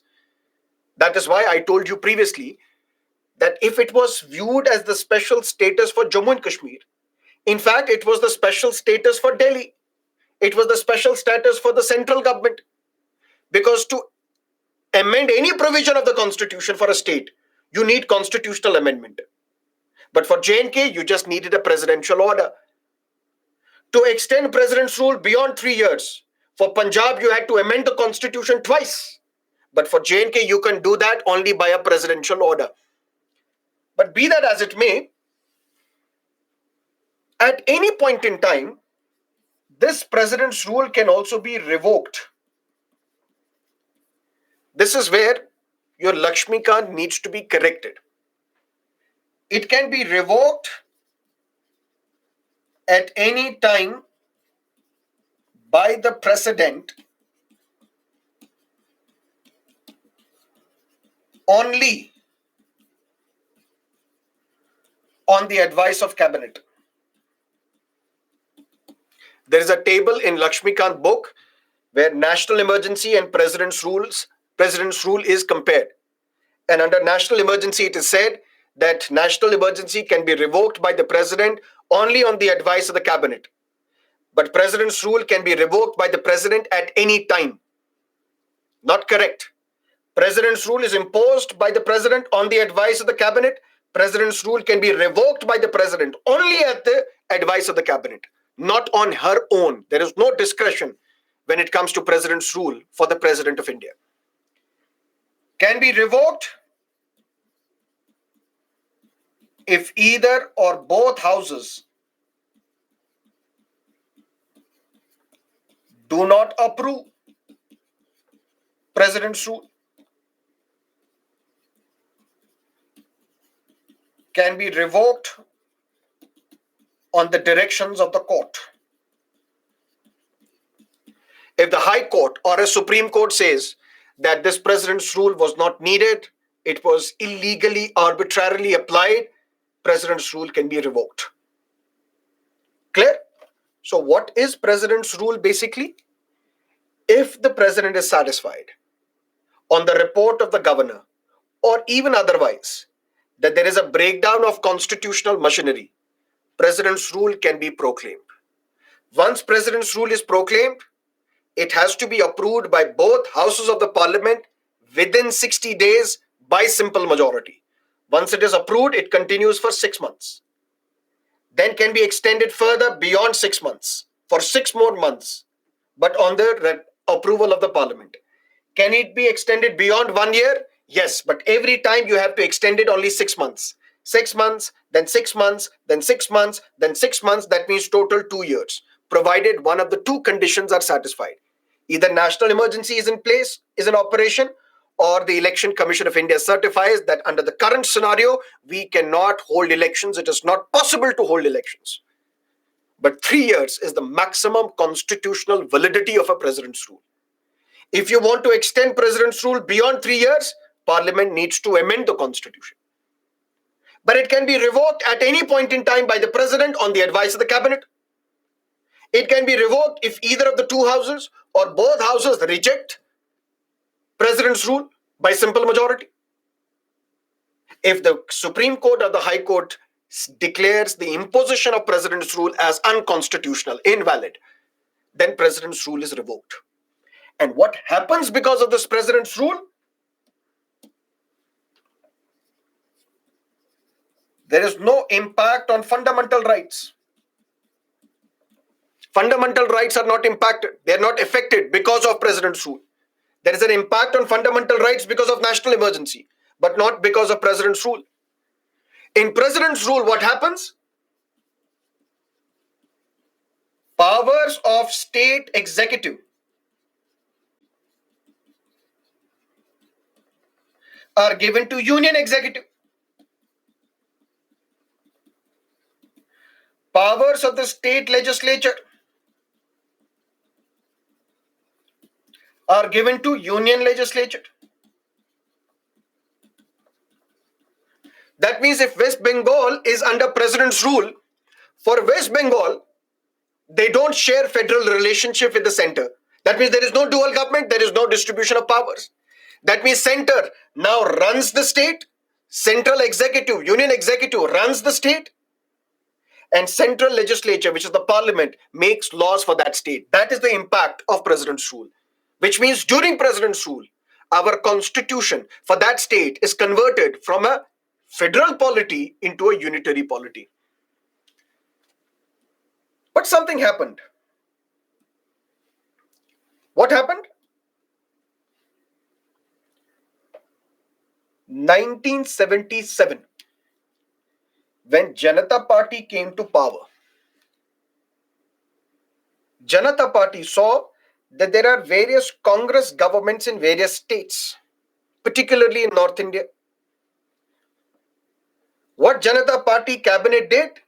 Advised the president, please dismiss all these Congress governments. Let's impose president's rule. Once president's rule is imposed, we will have fresh elections in all these states. What was the logic? The logic was, if the Congress party has lost the 1977 elections, in the entire North India, they could win only 2 Lok Sabha seats. That means in the entire North India, people are not in favor of the Congress. Why should these governments continue? President was advised by the cabinet, dissolve and dismiss these governments, impose president's rule.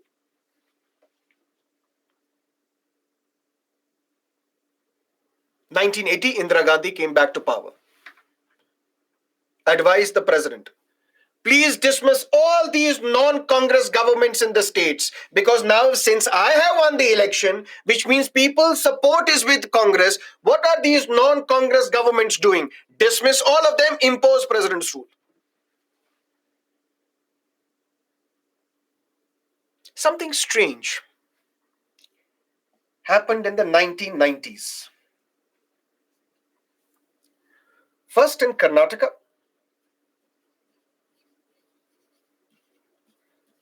then in Madhya Pradesh, then in Nagaland as well, Mizoram as well, and various other states. What happened in Karnataka? S.R. Bommai was the chief minister. He was from the Janata Party. I have given you that example, but now let me clarify it more. S.R. Bommai was the chief minister. He was from the Janata Party. But there were independents and other smaller political parties also supporting S.R. Bommai's government. Because he did not have the majority of his own, he needed support of independents and smaller political parties to cobble up a coalition so that this coalition government has simple majority on the floor of the Legislative Assembly. Because that is what parliamentary democracy is. Council of Ministers and the Chief Minister, they are responsible to Lok Sabha. They remain in office till their time. They have the confidence in the Legislative Assembly. A letter was sent to the governor by 12 MLAs saying we have withdrawn support to S.R. Bommai. Which means now the government is in a minority. If this letter is true, the government is in the minority. That means they don't have the support. They don't have the majority in the Legislative Assembly. S.R. Bommai rushes to the Raj Bhavan, where we have the governor. And he's telling the governor, I have the majority. In fact, the letter that you have got, 9 of these MLAs are saying they have not written that letter. So my government is not in the minority. I have the majority. And if you want, I can convince, I can prove majority on the floor of the Legislative Assembly, on the floor of the Karnataka Legislative Assembly. Governor says, no, you are dismissed. And what governor does? Submits a report to the president that there is a breakdown of constitutional machinery in Karnataka. Why? Because there are these 12 MLAs who have withdrawn support to S.R. Bommai government, and this has resulted in breakdown of constitutional machinery. Because what is breakdown of constitutional machinery? Constitution says there shall be chief minister and council of ministers who will advise the governor. But now we don't have a chief minister and the council of ministers. Why? Because they don't have the majority on the floor of the legislative assembly, which means there is breakdown of constitutional machinery. S.R. Bommai told the governor that give me the opportunity, I will prove the majority on the floor of the legislative assembly.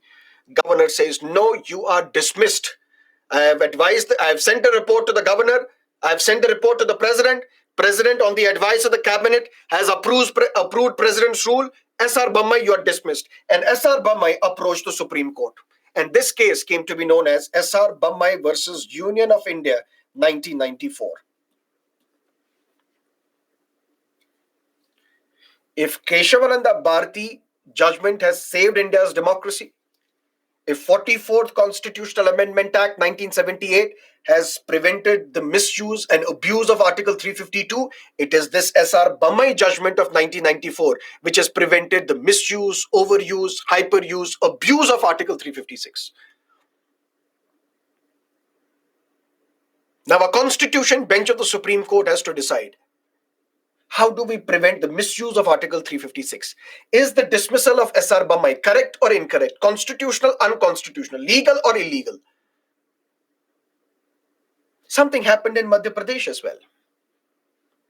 December 1992. Babri Masjid is demolished. When Babri Masjid is demolished, there are riots in different parts of the country. Madhya Pradesh, Maharashtra, Rajasthan and others. In Madhya Pradesh, the government failed to control the riots. There were riots between Hindus and Muslims. The government of Madhya Pradesh has failed to control these riots. When these riots have been failed, the control of these riots is not possible. The governor submitted a report that in my state there is breakdown of constitutional machinery. This report is sent to the president. President says, why are you sending it to me? I will send it to the cabinet because I can't take independent decision. Cabinet advised the president that since there are riots between two communities, dismiss the state government, impose president's rule. And in Madhya Pradesh, the government was dismissed, president's rule was imposed. Madhya Pradesh chief minister also approached the court. Supreme Court said, you are raising the same issue as S.R. Bommai is raising. I will club the two matters together. This case came to be known as S.R. Bommai versus Union of India. Nagaland also approached, Mizoram also approached, and this case came to be a landmark case where there are state governments who are trying to protect their identity, who are trying to protect the federal setup of this polity. And they are fighting a case against Union of India, S.R. Bommai versus Union of India. In this judgment, Supreme Court said,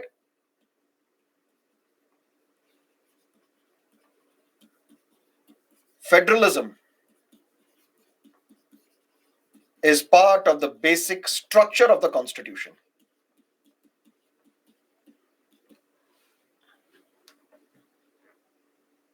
This concept of dual government distribution of powers between the center and the state, this concept is part of the basic structure of the Constitution. Through Article 356, when you dismiss a state government, when Parliament assumes the power to make a law for that state, this should not be done to destroy federalism. This should be the last resort. When nothing changes, situation deteriorates, then you can impose president's rule. Otherwise, no, because then you will be disturbing federalism. Because there is a thin line which you cannot cross. If you cross that line, you are converting our federal polity into a unitary polity.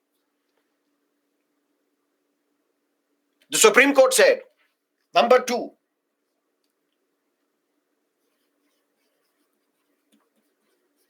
Legislative Assembly shall not be dissolved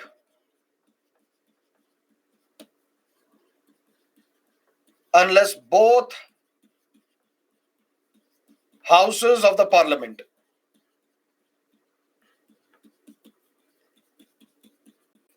approve president's rule.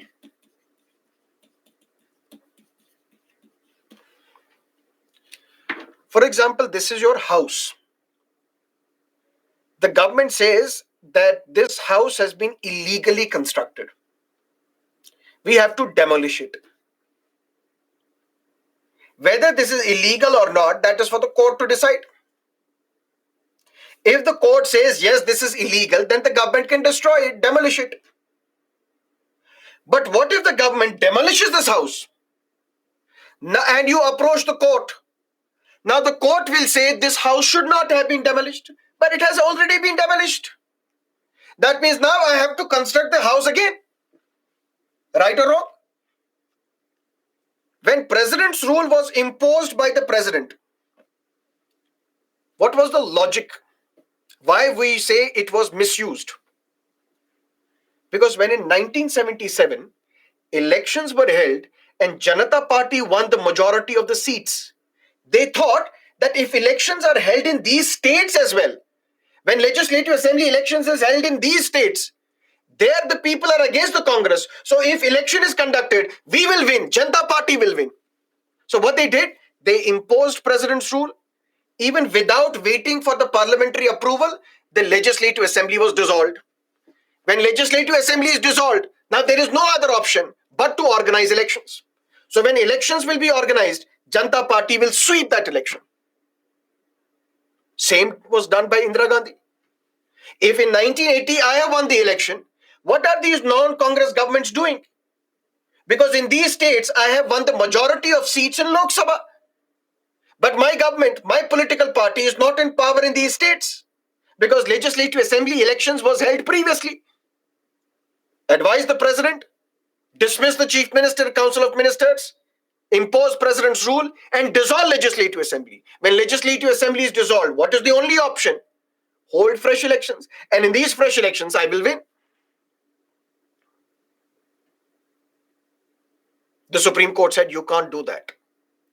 Can't do that unless and until both houses of the parliament approve president's rule.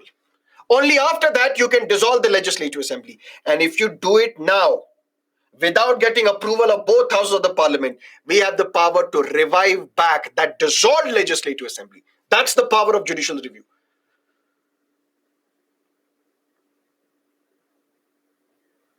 Do not dissolve legislative assembly unless and until both houses of the parliament approve president's rule. That's point number 2. How this Article 356 misuse can be prevented and was prevented by S.R. Bombay judgment. And Supreme Court said number 3, judicial review.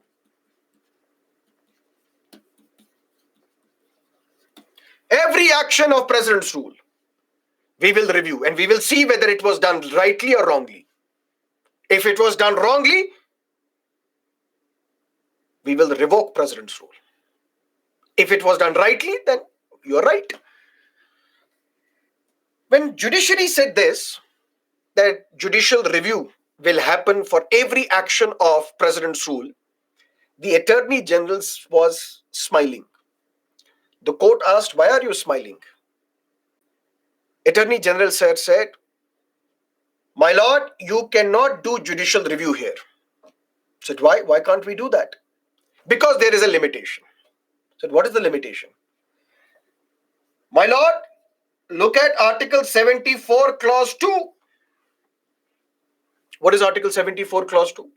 Sir, Article 74 says, there shall be Council of Ministers with Prime Minister at its head to aid and advise the President, who shall act on that advice. But Article 74, Clause 2 says, this advice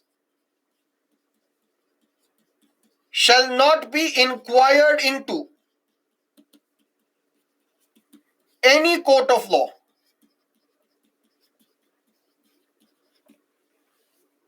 This advice that cabinet gives the president, what is this advice? You cannot inquire into any court of law. That is a limitation under Article 74, Clause 2. So when you say judicial review will happen, do you know what is the process? Governor submits a report to the president. President refers this report to the cabinet. Cabinet meeting takes place. They discuss this report. And then the cabinet is advising the president that on these grounds, you should proclaim president's rule under Article 356. If you say judicial review would happen, that means you will have to review what advice was given by Council of Ministers to the president. That you can't do because there is a limitation under Article 74, Clause 2. The advice tendered by Council of Ministers to the President shall not be inquired into any court of law. But Supreme Court said, you're right. So what do? We will not get into this advice. We will not ask you share this advice with us.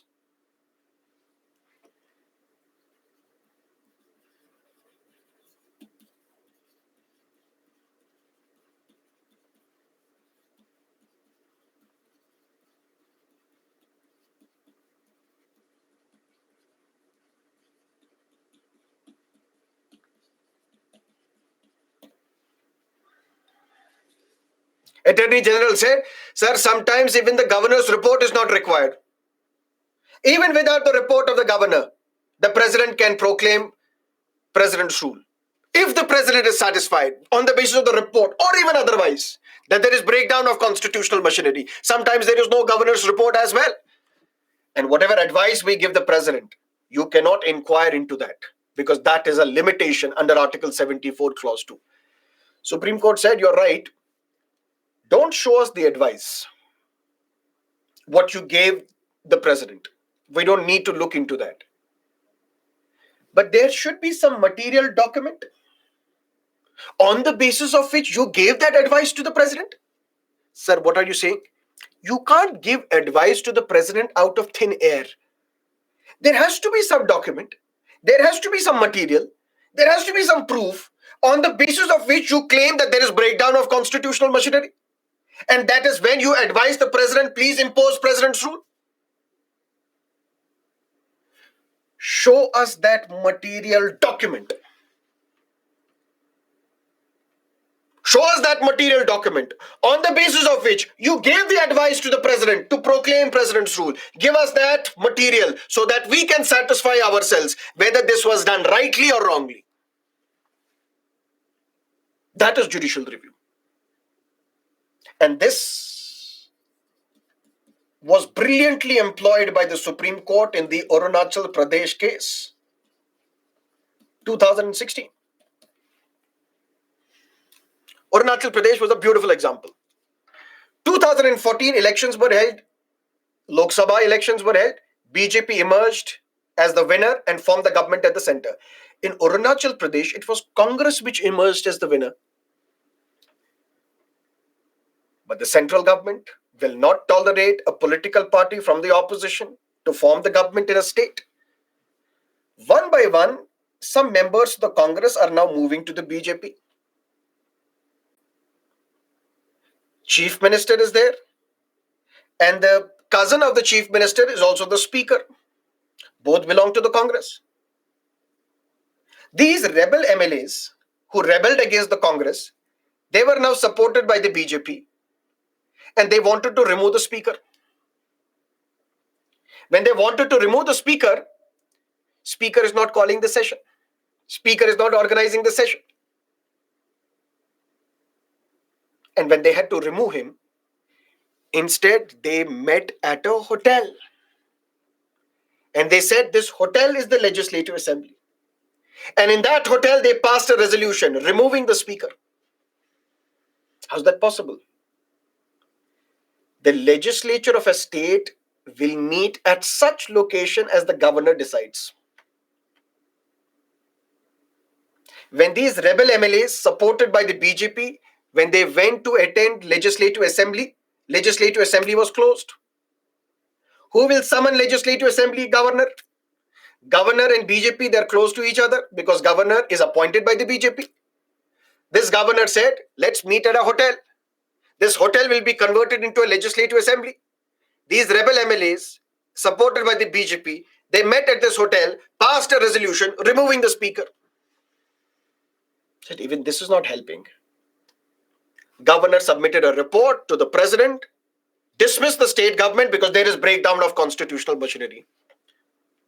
The cabinet advised the president, please impose national president's rule, proclaim president's rule under Article 356. The government is dismissed. The government, the chief minister approached the Supreme Court. Supreme Court said there is judicial review. Government, show us the advice. Sir, you can't inquire into that advice because the advice tendered by Council of Ministers to the President cannot be inquired into any court of law.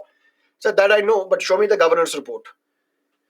Because it is on the basis of the governor's report that you gave advice to the President. Show me the governor's report. And in that governor's report, it was mentioned that these are the reasons why there is breakdown of constitutional machinery. One such reason was Mithun was slaughtered.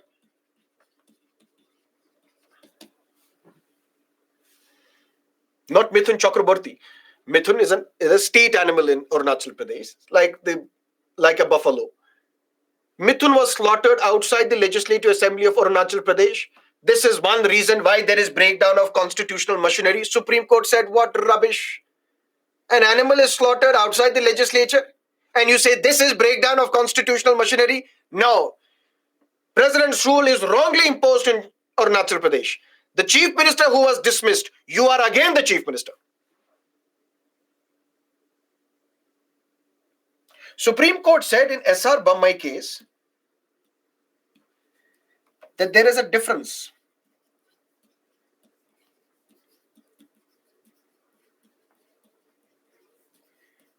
between breakdown of law and order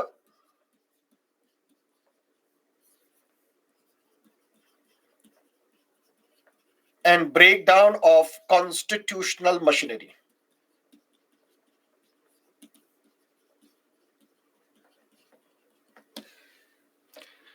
If the president is satisfied on the report of the governor or even otherwise that there is a breakdown of constitutional machinery, only if there is a breakdown of constitutional machinery, president's rule can be imposed. But what is this breakdown of constitutional machinery? The definition is not given in the constitution. It's a matter of interpretation, subjective interpretation. Supreme Court said in S.R. Bommai there is a difference between breakdown of law and order and breakdown of constitutional machinery. Only if there is a breakdown of constitutional machinery can you proclaim president's rule. Otherwise, no. So there are some fit cases where you can impose president's rule, but there are some unfit cases as well where you can't impose and proclaim president's rule. Supreme Court was asked, what are these fit cases? Supreme Court said, number one, elections have happened. No political party is in a position to form the government. For example, Maharashtra. When no political party is in a position to form the government, the governor is inviting leaders, please come and form the government. Nobody is forming the government because nobody has the majority. This is breakdown of constitutional machinery. Sir, how? Because constitution says there shall be council of ministers with chief minister at its head. So it is necessary to have the chief minister and council of ministers. When we can't have a chief minister, we can't have a council of ministers. This is breakdown of constitutional machinery. And in that case, it is necessary for you to proclaim president's rule because we have to run the state. Without the government, how can you run the state? For that, president's rule is a fit case. This is a fit case of president's rule. In case there is hung assembly. In case there is withdrawal of support.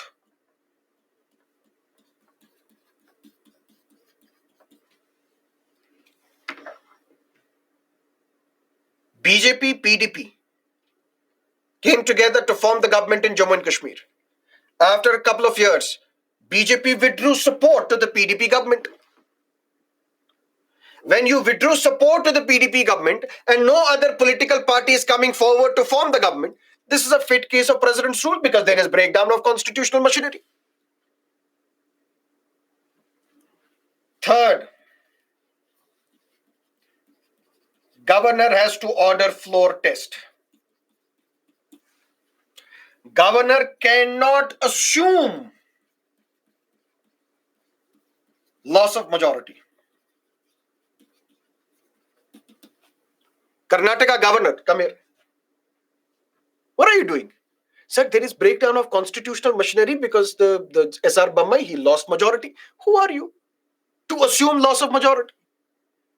Council of Ministers and the Chief Minister, they are accountable to Legislative Assembly. Whether they had the majority or not, you can't assume. Order a floor test. Ask the chief minister to introduce a confidence motion inside legislative assembly. And on the floor of the legislative assembly, if he is or she is able to form the government, if she is able to get the majority confidence of the legislature, who are you to assume that he has lost the confidence? You're wrong.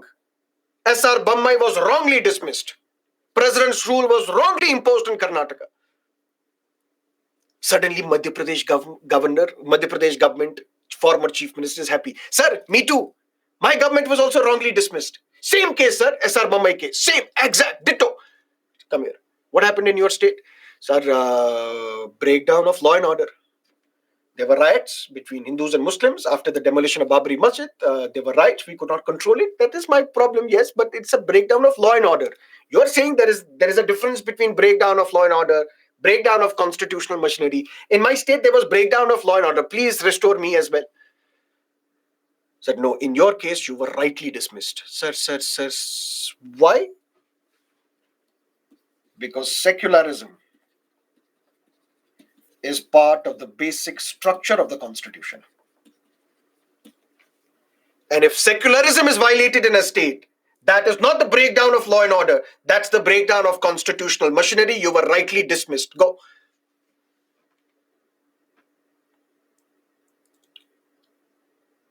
Then, sir, what are these unfit cases of president's rule?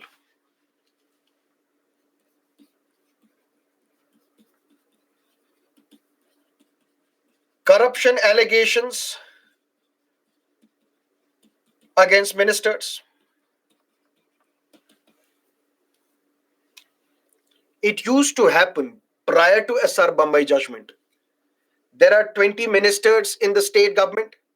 Corruption allegations against a minister or two ministers. Governor will submit a report. Governor's report said breakdown of constitutional machinery. Why? Corruption allegations against the minister. Really? Government dismissed.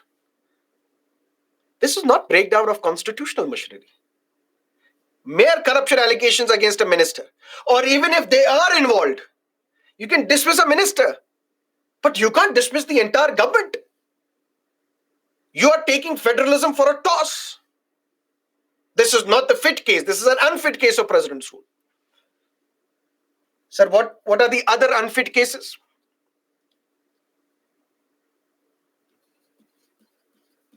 Loss in elections to Lok Sabha cannot justify the dismissal of state government of that party. That used to happen. Congress lost the Lok Sabha elections. Janata Party said, then if you have lost the Lok Sabha election, then why are your state governments functioning? Dismiss them because you have lost the majority. You have lost the confidence of the people. Supreme Court said people may vote differently in a Lok Sabha election and in a legislative assembly election. That does not mean that just because your party lost the Lok Sabha election, your party, your government in the state cannot continue. That is not true. This is an unfit case of president's rule.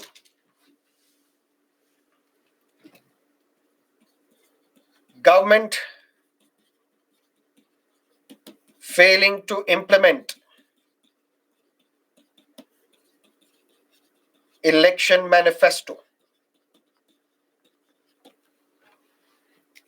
Previously, it used to happen that a political party is promising sun, stars, and the moon to the people. The ruling party at the center is unable to match that offer. This political party wins the election. But now the central government is waiting. You promise them sun, moon, and the stars, give them. Not able to give, breakdown of constitutional machinery. Government is dismissed. Why? Because there is breakdown of constitutional machinery. This government has failed to meet its election manifesto, the promises that it made to the people in its election manifesto. Court said, no, this is not the fit case of president's rule. Please understand the difference. There is a difference between breakdown of law and order and the breakdown of constitutional machinery. If you mix the two, you are destroying federalism. If there is breakdown of law and order just because a political party has not abided by its election manifesto, just because there is a corruption allegation against a minister, that is not the fit case of president's rule. That's a breakdown of law and order, not the breakdown of constitutional machinery. And it is thanks to this SR Bommai judgment that we have seen less instances of the abuse of Article 356. That is why after this judgment, there have been only few cases of improper use of Article 356. And even in those cases, the courts came to the rescue. Court came to the rescue in Arunachal Pradesh. Court came to the rescue in Uttarakhand as well, where the governments in both these states were restored because the court said Article 356 was misused. That is Article 356 of the Constitution. Court further said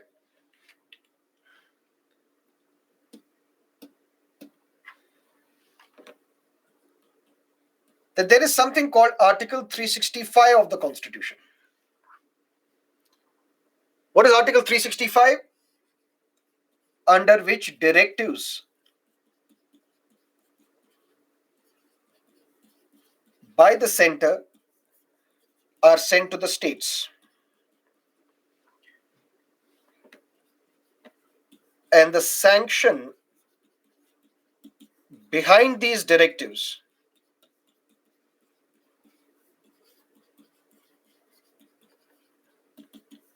is coercive. What are these directives? 3-4 important directives. Number one, in my state, there are linguistic minorities. For example, I am from Karnataka, and in my state, there are linguistic minorities from, let's say, Maharashtra. It is the duty on the state to provide educational opportunities to the children of these linguistic minorities till their primary stage of education, at least till the 5th standard. I am not taking any steps to provide them education in their mother tongue. I'm not doing anything. If under Article 365, a directive is issued by the center to me that you have to provide educational opportunities to the children of the linguistic minorities till the primary stage of education, and I do not abide by this directive, I violate this directive, then under Article 356, President's rule can be imposed. Under Article 365, directives are issued, and these directives are binding on the state. If the state does not abide by these directives, then Article 356 can be used, state government can be dismissed, President's rule is imposed. Directive? In my state, there are scheduled castes and scheduled tribes. For such communities, there are various schemes launched by the central government.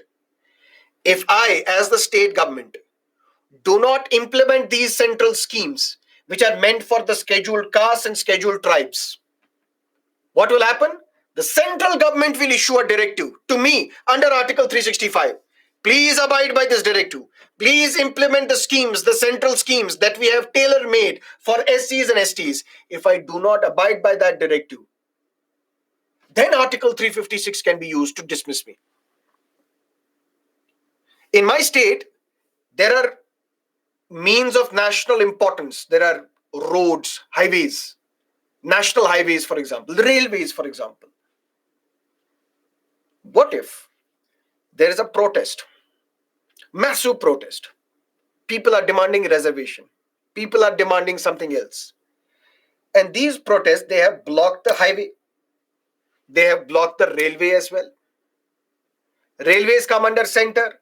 Highways come under center as well. It is through these highways that people can move from one state to another. Fraternity is developed through this, when you are freely moving from one state to another. But what if the protesters have blocked railway lines, blocked the national highways? The central government can issue a directive. Under Article 365, please ensure that highways and railways are not blocked. The chief minister has to go begging before the protesters. Please protest at my bungalow. Protest somewhere else, but don't block railways, don't block national highways, because my government is at stake. Because if I do not abide by this directive, because these are means of national importance, railways, national highways, if you don't go out, if you keep blocking this, my government will be dismissed. If I fail to abide by this directive, then Article 356 can be used, my government can be dismissed. So the court said that these directives are binding. Yes. In these four instances, these directives are binding. If you disrupt post and telegraph, if you disrupt national highways and railways, if you do not implement schemes meant for SCs and STs, if you do not abide by the directive as providing educational opportunities to the children of linguistic minorities till their fifth standard, if you fail to abide by these directives, because the sanction is coercive, I can coerce you into accepting this. You have to abide. If you don't abide, then under Article 356, the state government can be dismissed, president's rule can be imposed. This is also the fit case of president's rule. And what is happening in Manipur right now is also a fit case of president's rule. But sir, in Manipur, there is breakdown of law and order. There are Métis and Cookies who are at each other's throats. They're killing each other, so it's a breakdown of law and order. How is this breakdown of constitutional machinery? It is. Because there are some areas in Manipur where the state is absent.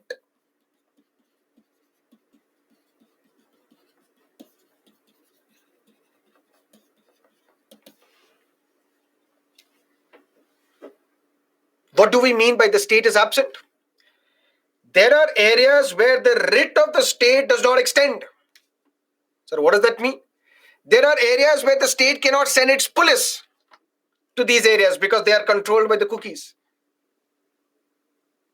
Which means the state government is missing. State government is absent. It's failing to control the problems because of two tribes. So it's not a normal law and order problem. It's the breakdown of constitutional machinery because the executive power of the state has to extend throughout that state. But there are some areas which are liberated now. There are some areas where the state government is absent, where state police cannot enter, where the government cannot perform its duty. This is breakdown of constitutional machinery, and this is the fit case of president's rule. But sir, then why is president's rule not imposed?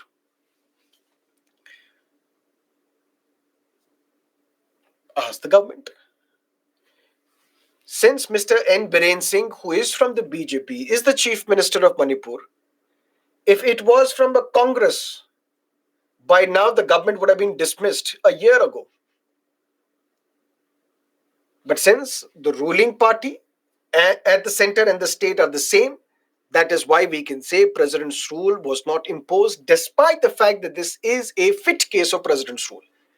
If it was from the opposition, by now it would have been dismissed. That is Article 356. Is review the imposition of president's rule. It cannot impose president's rule. It would violate secularism. President issue multiple proclamation of emergency? Yes. The president can impose national emergency on the grounds of war. Then the president can issue let's say firstly the president proclaimed national emergency on armed rebellion because there was some problem internally. But now there is war as well. President will issue proclamation on the grounds of war. Sir, what difference will it make? The difference would be that in armed rebellion, Article 19 is not automatically suspended. And in emergency on the grounds of war, Article 19 is automatically suspended. So president can, through a subsequent proclamation, change the grounds on the basis of which emergency was proclaimed. This rule under Article 142. What is that 142? We will discuss in judiciary. but it would be wrong on part of the judiciary to get involved in this matter. In fact,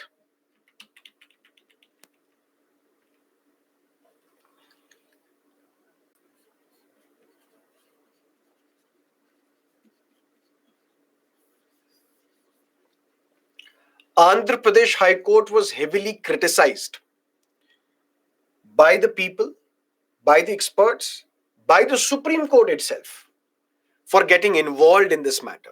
What is this matter? Mr. Jagan Mohan Reddy is the Chief Minister of Andhra Pradesh. There is allegation of corruption against him, allegation of corruptions against his ministers as well. Matter went to the Andhra Pradesh High Court. Andhra Pradesh High Court said, we will see if we can recommend imposition of President's rule in Andhra Pradesh. It did not say we recommend imposition of President's rule. It only said we will see whether we can recommend imposition of the President's rule. And everybody criticized this, saying, how can judiciary get involved in this matter? And where does judiciary derive its power? How can judiciary recommend President's rule? One explanation given to this was the text of Article 356 itself. If the President is satisfied on the report of the governor, or even otherwise would mean maybe on the advice of the judiciary. But that would violate separation of powers. That is why this order was recalled by the Supreme Court. Supreme Court criticized the High Court of Andhra Pradesh for getting involved in this matter, saying you don't have that power, you don't have that jurisdiction. That is why courts should not get involved in imposing President's rule, but it should always get involved in deciding, reviewing whether it was done rightly or not.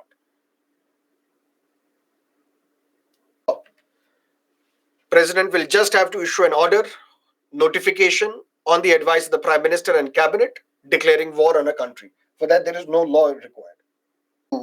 Then High Court also ordered do the same. Then why state government was not dismissed? That, my dear, you have to ask the center. Why did you not dismiss the state government? 360 of the Constitution. What does Article 360 say? It empowers the President. That what President you can do? You can proclaim financial emergency. When?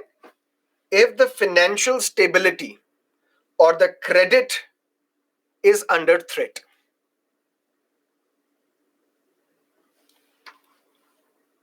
If financial emergency is imposed today,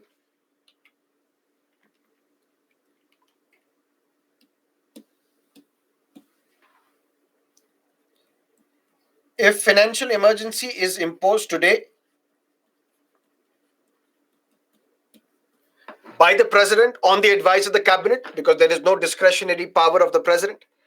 If financial emergency is proclaimed today by the President, then within 60 days, that means within 2 months,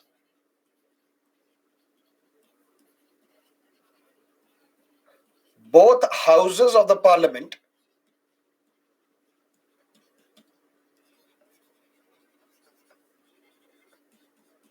shall approve financial emergency by simple majority.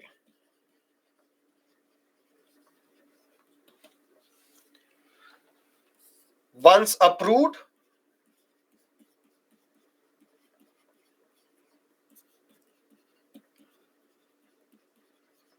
financial emergency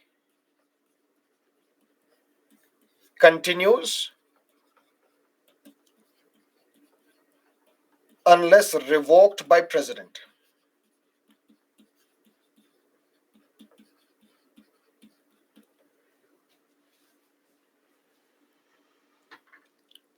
Financial emergency is proclaimed by the President on the advice of the Cabinet. Once it is proclaimed, then within 2 months of its proclamation, both Lok Sabha and Rajya Sabha will have to pass a resolution by simple majority approving financial emergency. Once it is approved, it continues forever and ever and ever unless and until revoked by the President on the advice of the Cabinet. which means national emergency, if it is proclaimed today, then within 1 month, within 30 days, both Lok Sabha as well as Rajya Sabha will have to approve national emergency by special majority. Once it is approved, it continues for 6 months, can be extended for 6 months, extended again for 6 months, for 6 months, for 6 months, for 6 months. There is no upper limit. President's rule, once it is imposed today, within 60 days, by simple majority, both houses of the parliament have to approve president's rule. And it continues for 6 months, then for another 6 months. Then, if two conditions are satisfied, for 2 more years. That means maximum validity is 3 years.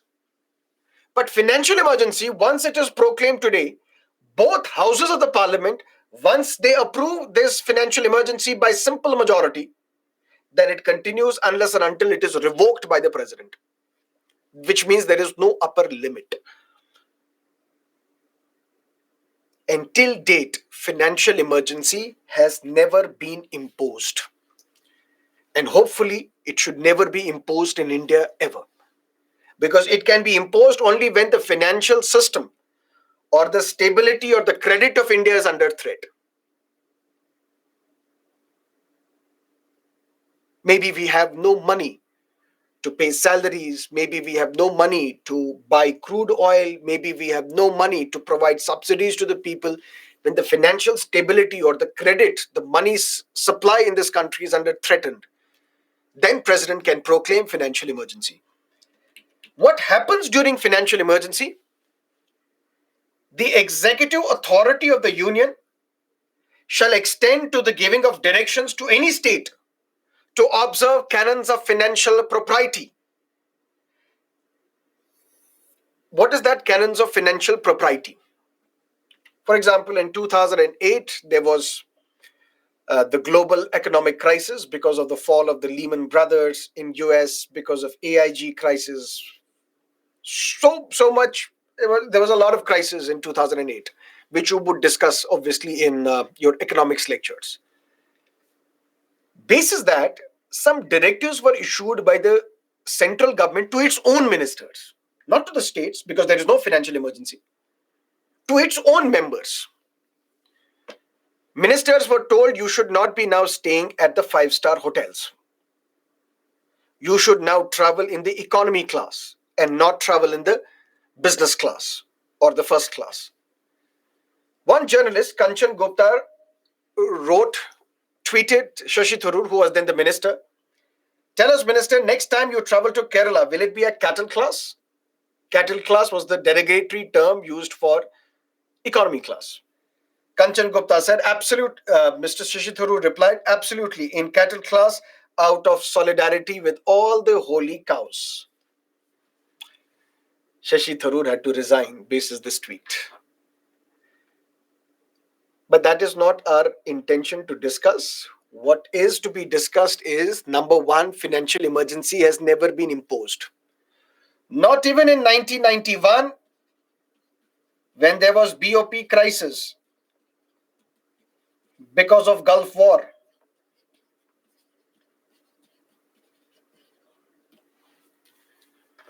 Because of the Gulf War, because of the rising crude oil prices, because we import crude oil, it had a strain on our payments. There was a BOP crisis. Some reports say we didn't have forex, foreign reserves, which could last even for a day. Some said it could have lasted for 3 days. Some said it could have lasted for a week. Ultimately, gold was transported, and for that gold, we got the loan. And later on, we reached the IMF, International Monetary Fund, and then IMF put some conditions which led to the liberalization, privatization, reforms. And basis those conditions, money was given to us. So even at the peak of the balance of payment crisis in 1991, emergency was not imposed. Financial emergency was not imposed, despite the fact that it was our financial stability and credit was threatened. It was not imposed in 2008 because of the global economic crisis. But what can happen during financial emergency? Central government will issue directives to all the states that you observe propriety. Don't be extravagant in your spending. Don't stay in five-star hotels. This directive can be sent to all the ministers. Travel economy class, or don't travel at all. unless and until it is absolutely necessary. All your money bills, all your budget should be reserved for the consideration of the president. Because all the money that is available with the states should be kept at the disposal of the center so that center can take us out of this economic turmoil. During financial emergency, salaries can also be reduced. When we will discuss various constitutional offices, for example, judges, president, CAG, one condition, or CEC, one condition is that once appointed, their salaries cannot be varied to their disadvantage. I was appointed by Byjus. I was told you will be given 100 rupee as your salary. Because of that 100 rupee, I joined Byjus. After 2 months, Byjus is saying, no, we will give you 10 rupees. That means you are varying my salary to my disadvantage. Once the president was appointed, once the judge was appointed, their salary was given. The salary was fixed. Midway, you cannot say that now your salary has been reduced, because that basically means you're trying to exert influence on me. Give us this verdict, otherwise your salary will be reduced. Give us a good audit, otherwise your salary will be reduced. But your salaries can be reduced only during financial emergency. So the salaries of these important constitutional functionaries cannot be varied to their disadvantage except during financial emergency. All money bills or bills which deal with withdrawal of money from consolidated fund of the state, they can be reserved for the consideration of the president. It shall be competent for the president during any period, any proclamation issued under this article, reduction of salaries for all the employees of the union, including judges of the Supreme Court and High Court. So, long story short, what happens during financial emergency? During financial emergency, salaries of government employees, important constitutional functionaries can be reduced. During financial emergency, the center will ask all the states that whenever you pass a money bill, the governor should reserve that for the consideration of the president. The center will issue directives to the state that don't spend extravagantly, lavishly, be considerate in your spending, control down your expenses, observe the canons of financial propriety. That's what we call austerity measures. These austerity measures should be practiced and followed. That is financial emergency. And that completes our discussion on emergency provisions.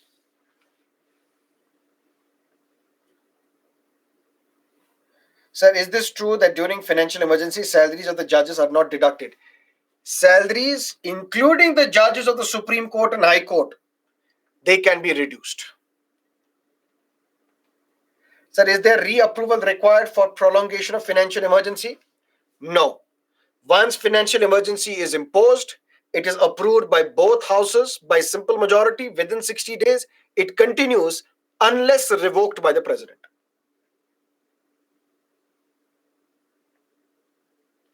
Are all fundamental rights withdrawn during national emergency? No fundamental right is withdrawn. Only the operation of some fundamental rights is suspended, except Article 20 and 21. Sir, is it correct time to remove the ruling party next year for violation of the constitution? Now, that is the job of the people. That's the decision of the people, whether they want or they don't want. If they believe that the government has done well, they should re-elect the government. If they believe that the government is not doing well, it's the people's power ultimately. The sovereignty lies with the people. Emergency be imposed in particular part of the country? Yes. What is the impact of financial emergency on common people? Maybe the welfare schemes can be stopped because the government does not have the money.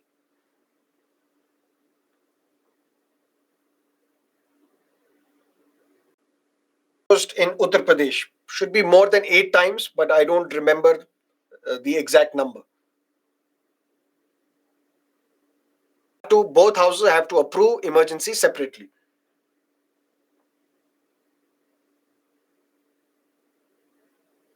banks will also be confiscated during financial emergency? No.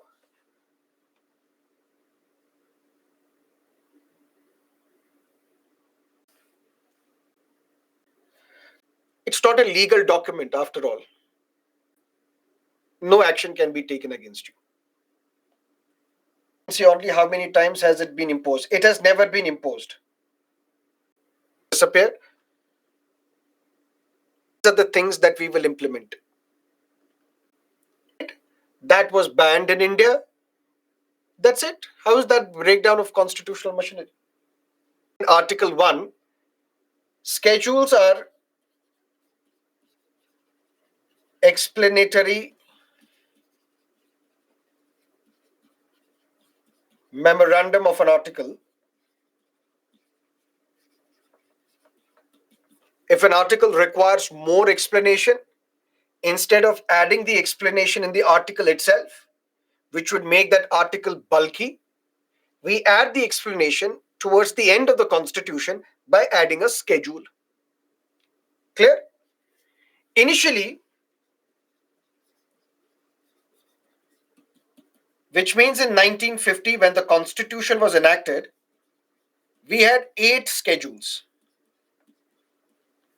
Now, we have 12 schedules. You may also be asked in your prelims examination when these schedules were added. For example, the question that we discussed on Friday. 9th schedule was added during the Prime Ministership of. Such questions have been asked. 9th schedule, 10th, 11th, 12th. 9th schedule was added in 1951. First Constitutional Amendment Act. 10th schedule was added in 1985. 52nd Constitutional Amendment Act. 11th and 12th schedule. 11th schedule, 73rd. 12th schedule, 74th Constitutional Amendment Act, 1992-93. Let's discuss all these schedules except schedule 11 and 12, which we will discuss in local government, where we will talk about Panchayati Raj institutions and municipalities, which are part of the local government. We will discuss 11th and 12th schedule. Till then, we will discuss all these 10 schedules. Schedule 1 we have discussed previously. It contains names of the states and union territories. So all the 28 states, all the 8 union territories, their names, their details are mentioned where? First schedule of the Constitution. Schedule 2 talks about the salaries of the president and the governors. Once the president's salary is determined by the parliament, president's salary is 5 lakh rupees per month. Where is it mentioned? It's mentioned in the Schedule 2nd of the Constitution. Similarly, the salary of the governor, salary of the speaker, deputy chairperson, judges of the Supreme Court and High Courts, the comptroller and auditor general. So in match the following type questions, this information is important for you. So on one side, you may be provided with the schedules. On the other side, other column, you will be provided with the explanation. Then you have to match. So you should know Schedule 1 deals with the names of the states and union territories. Schedule 2 talks about the salaries and emoluments of president, vice president, speaker, judges, CAG. Schedule 3 talks about oath or affirmation. What is the difference between oath and affirmation? Oath is for believers. I swear in the name of God that I will bear true faith and allegiance to the Constitution as per the law established, that I will faithfully discharge the duties of my office. Affirmation is for a non-believer. I solemnly affirm that I will abide by the Constitution, respect its ideals. The oath and affirmation of president, the vice president, is not mentioned in third schedule. It's mentioned in the text of the constitution itself. But when you are contesting elections, as a candidate contesting the election, you have to subscribe to an oath. Where is that oath mentioned? Schedule 3. As the judge of the Supreme Court, when you are to be appointed, you have to subscribe to an oath. Where is that oath mentioned? Schedule 3. As the minister, as the CAG, all these other important functionaries who have to subscribe to an oath other than the president and the vice president, their oath or affirmation is mentioned where? Schedule 3 of the Constitution. And Schedule 4, for example, the oath is like this. If you take an oath of a cabinet minister, for example, the prime minister takes this oath. Mr. Amit Shah has taken this oath. Mr. S. J. Shankar has taken this oath. I, S. J. Shankar, do swear in the name of God, or I, S. J. Shankar, solemnly affirm that I will bear true faith and allegiance to the Constitution as by the law established, that I will uphold the sovereignty and integrity of India, that I will faithfully discharge the duties of the office about which I am to enter. Then there is an oath of office, then there is oath of secrecy as well. That means first as a minister, I take the oath of office. Then I take the oath of secrecy. That means as the minister, I will be privy to a lot of information. I will have access to a lot of information. I will keep this information secret. I will not reveal it to someone. I will reveal it to the prime minister. I will reveal it to others who are required to know, but not to my family members, not to others. That I will not directly or indirectly communicate or reveal to any person or persons any matter which shall be brought under my consideration or shall become known to me as a minister for the union, except as may be required for the due discharge of my duties as such minister. I will have to reveal it to my colleagues that we have to take this decision, to my secretaries, because we have to take a decision. I have to run that ministry because that information will come to me. For example, I know what is the cost of every Rafale jet if I am Mr. Rajnath Singh. What are the features of the Rafale jet? These features I don't have to reveal to somebody, because if Pakistan comes to know about that or our enemies come to know about that, they will launch an attack like that, keeping the specifications of our military helicopters or Rafale jets in mind. But I have to tell it to my colleagues. I have to tell it to the prime minister. I have to tell it to my secretaries. I have to tell it to the army that this is the Rafale jet that we have, to our air force, that this is the specification that we have. Schedule 3 of the Constitution. Schedule 4 talks about allocation of seats in the Council of States. And Council of States is Rajya Sabha. For example, from UP, we will have 31 MPs in Rajya Sabha, mentioned in Schedule 4. From Maharashtra, we will have 19. From Tamil Nadu, we will have 18. From Andhra, we will have 11. From Telangana, we will have 7.